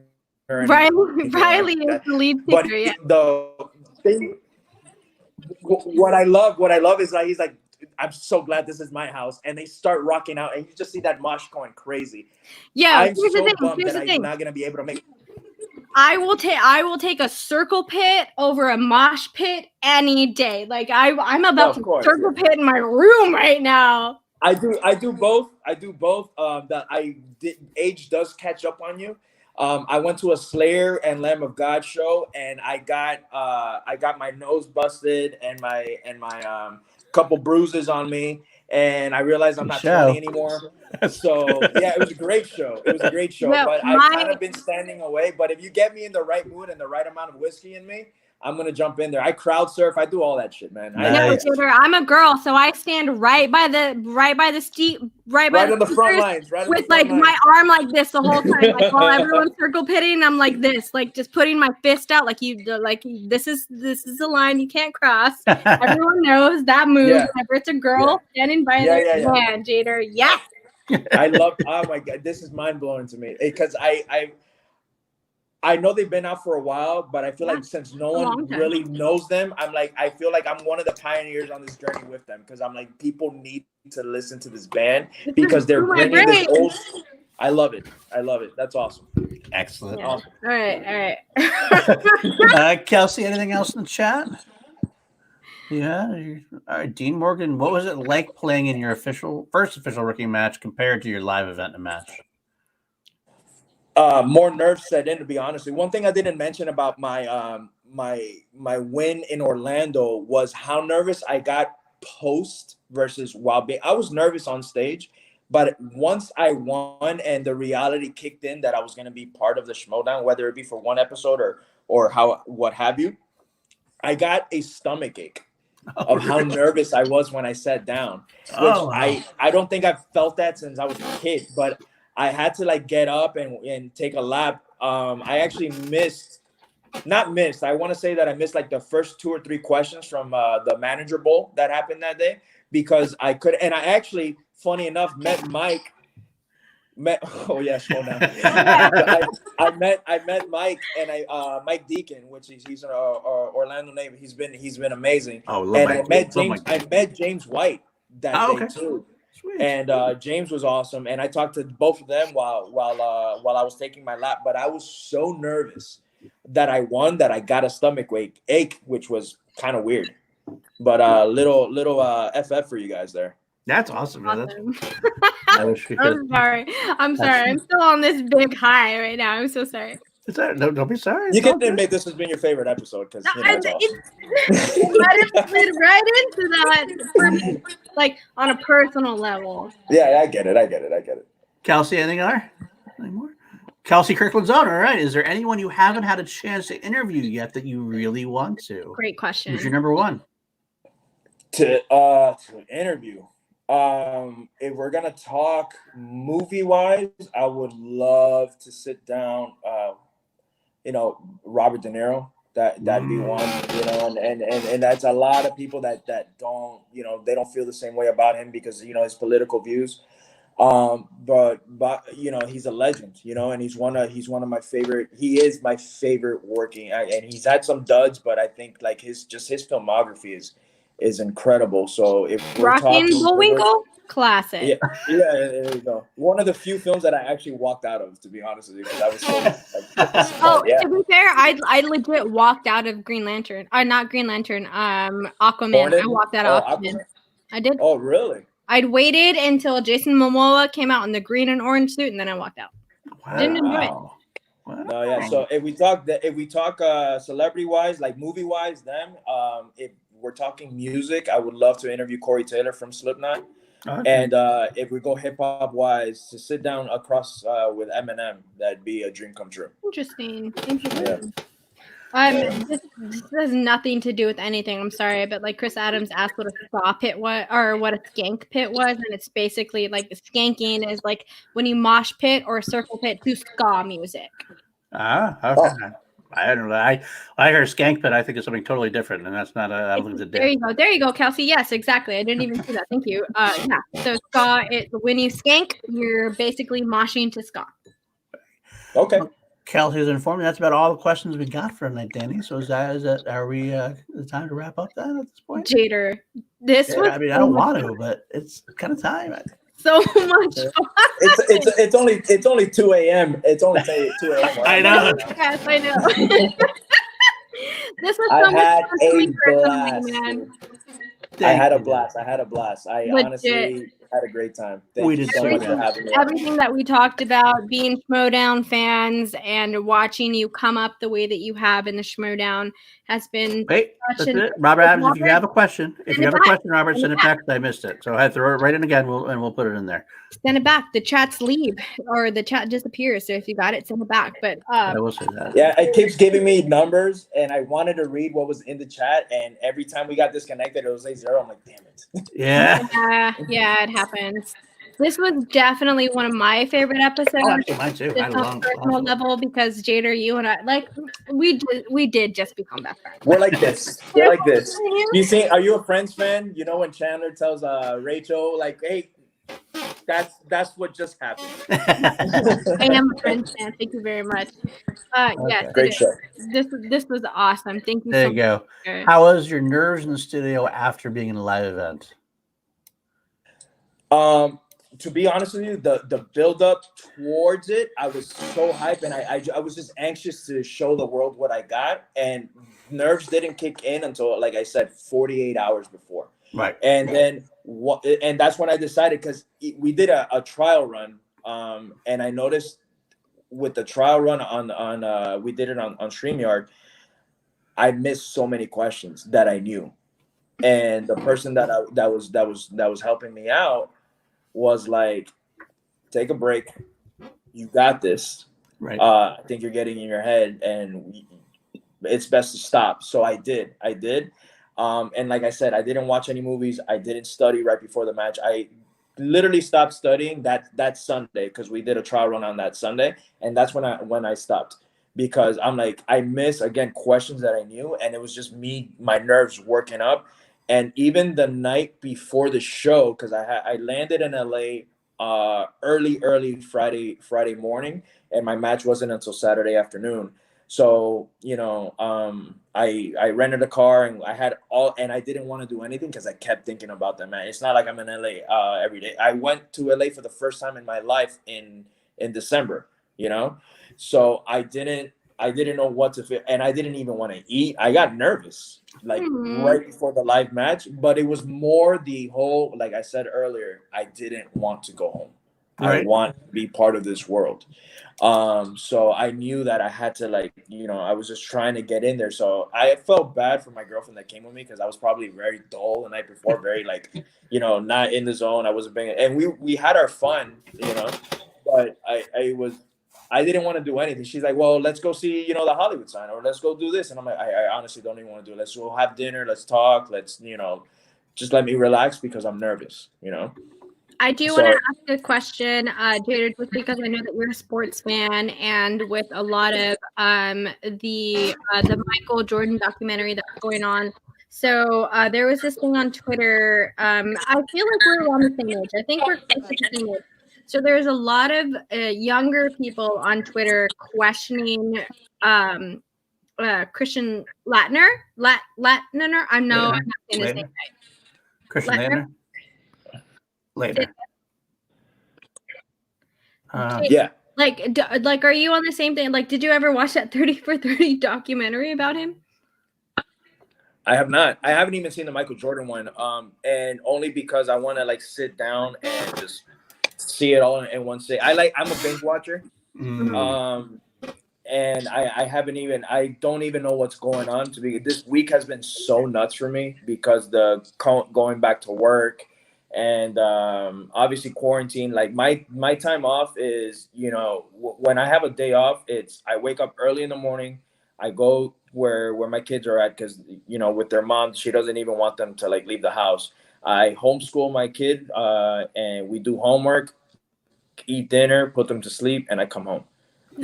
So I've been completely out of the loop. I haven't seen the Michael Jordan documentary. I honestly don't even know what you're talking about, right? I know about the documentary, but I don't know about the whole Chris Laettner thing. Yeah, so I mean, that was the 30 for 30 is I hate Chris Laettner, Laettner, however you pronounce his last name. And it's very interesting because he's a college ball player, but he also played for the Dream Team. So there are a lot of younger people on Twitter right now who don't even know who he was. So that's in my brain. So I just didn't know if you were. Well, it was a but what was the whole thing? What were they against though? Like that they didn't know who he was, because they didn't technically play for the. I mean, he a little bit, but he played for the Dream Team, didn't play for the NBA, was a supreme college player. He's a badass. And he did what he needed to do when it was time to show up. So Michael Jordan also made this statement, we have 11 of the best players in the country, or 11 out of the 12 best players for the country, and a lot of people just kind of assumed that the last person that he was talking about was Chris Laettner.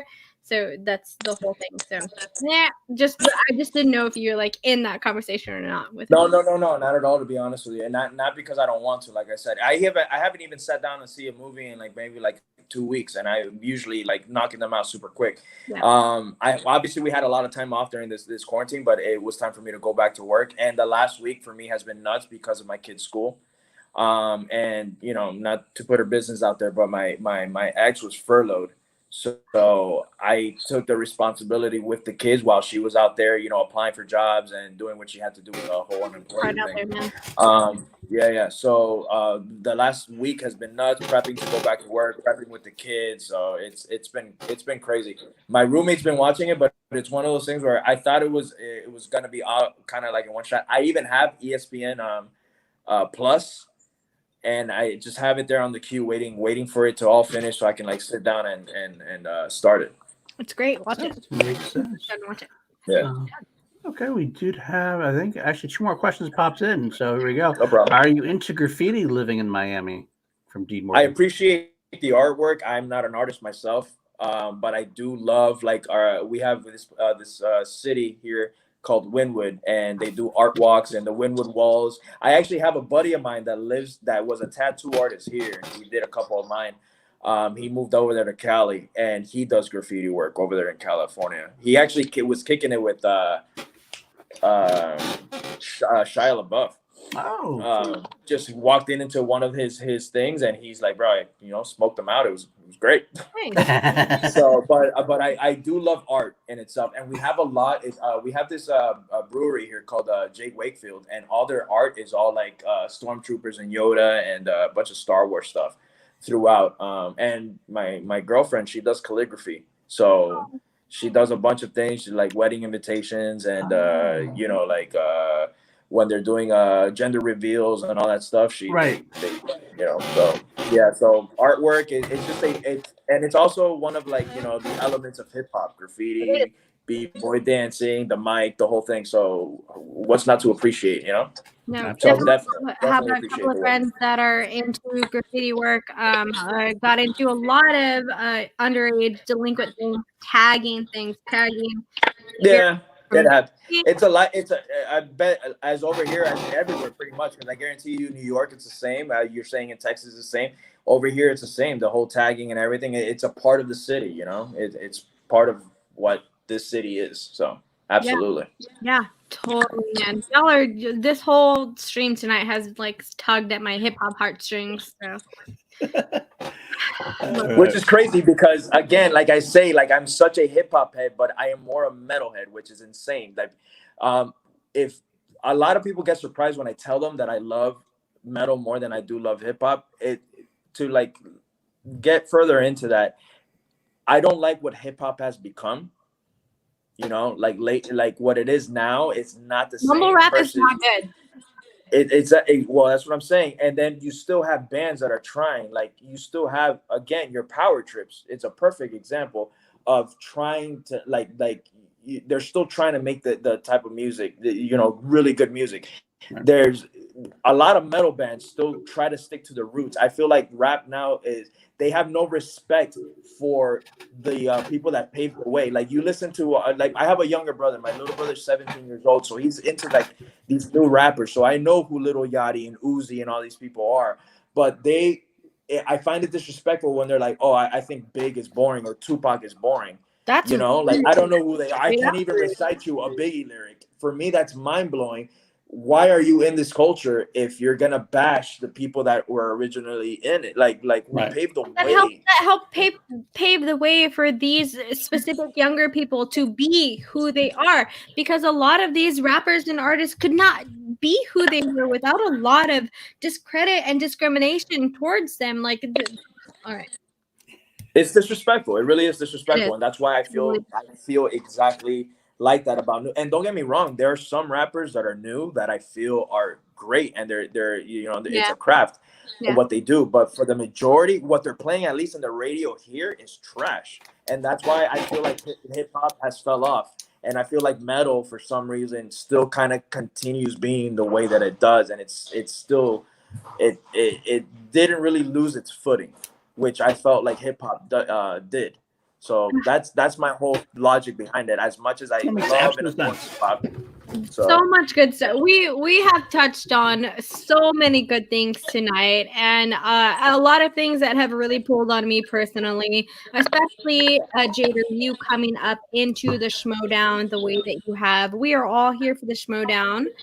Essentially, that's what we're here for. So hearing your stories and understanding like your Cinderella story behind it is so inspiring for anyone else who has been involved with it. This has been so much fun for me, Jader. Thank you so much for one last question. We're going to go one last question. We'll end it with this one. So it's just there, and he was there for a while. Party J himself. See, now you never get your last name wrong, Party. So I'll just call you Party J, so you don't have to ever worry about pronouncing his name. Justin Dawson. I can actually say it, but it was a joke. For a while, I couldn't say it. I just kept saying Jason Dawson. It's Justin Dawson. Who would you want to go against next in the Schmodown? All right. So, honestly, and I don't want this to sound cliche whatsoever, but anyone. Honestly, anyone. I can't say no to anyone right now. So whoever you put in front of me, I'm gonna go up against. Sounds okay. Good. I want another shot. I want to be in there. I want to stay in this. So again, everybody saw the end of my match that Barbarian is challenged me, and Barbarian is a scary dude. you know. Yeah, But I will. It'll be Rocky and Apollo. Let's go. I'm gonna go. I'm not gonna be scared, and I'm gonna go for it. Whether whatever the outcome is. Rookie wise, I mean, if we're gonna talk rookie wise, you have Warfather, you have Goddard. I honestly anyone to be also completely Flirt honest and with you. Flouse. There you go. There you go. It's funny because that was one of the conversations that we had. Actually. Was it? Before my match, it was hey, we don't know who we're gonna put you up against, but then Harloff was like, you know what, we're gonna leave it as is. We don't know where we're gonna go with it, but Brett was in the conversation, to be completely honest with you, and it's crazy because I'm such a huge fan of his. I love what they've been doing with SEN lately. Oh, me too. That show, let me tell you, that show it's been better than ever, and I miss the crew. I miss Kate. I miss Ben. Yeah. But it's been so great to see them just grab what they have and just turn this thing. It's been nuts. It's been an adventure. But yeah, anyone, to be honest with you, I want to sit in that chair again. So I put get it. whoever it is, and we're gonna make this happen. Fair enough. Absolutely. I'm going to be a big Jader fan coming off of this episode. Thank you so much, Jader. This has been absolutely a delight and so much fun. Paul, do you have anything left to plug in for Jader? Oh, I was gonna have Jader plug his. Jader, why don't you tell us where we can find you more often besides? I love it. All right. So obviously on Facebook, name and last name Jader Paramo. I'm actually, as soon as I get a friend request, I don't know who it is, I'm just clicking yes. I usually put a lot of our stuff on my Facebook page, but I write for this website, cinesportstock.com. We actually give right now. We can't obviously given the situation, but we give screenings all the time.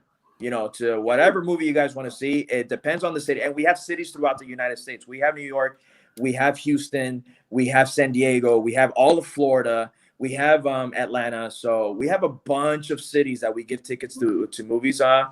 But you can see, follow us. We have a YouTube page, Cine Sports Talk, the Cine Sports Talk, if I'm not mistaken. So we'll probably plug it in there.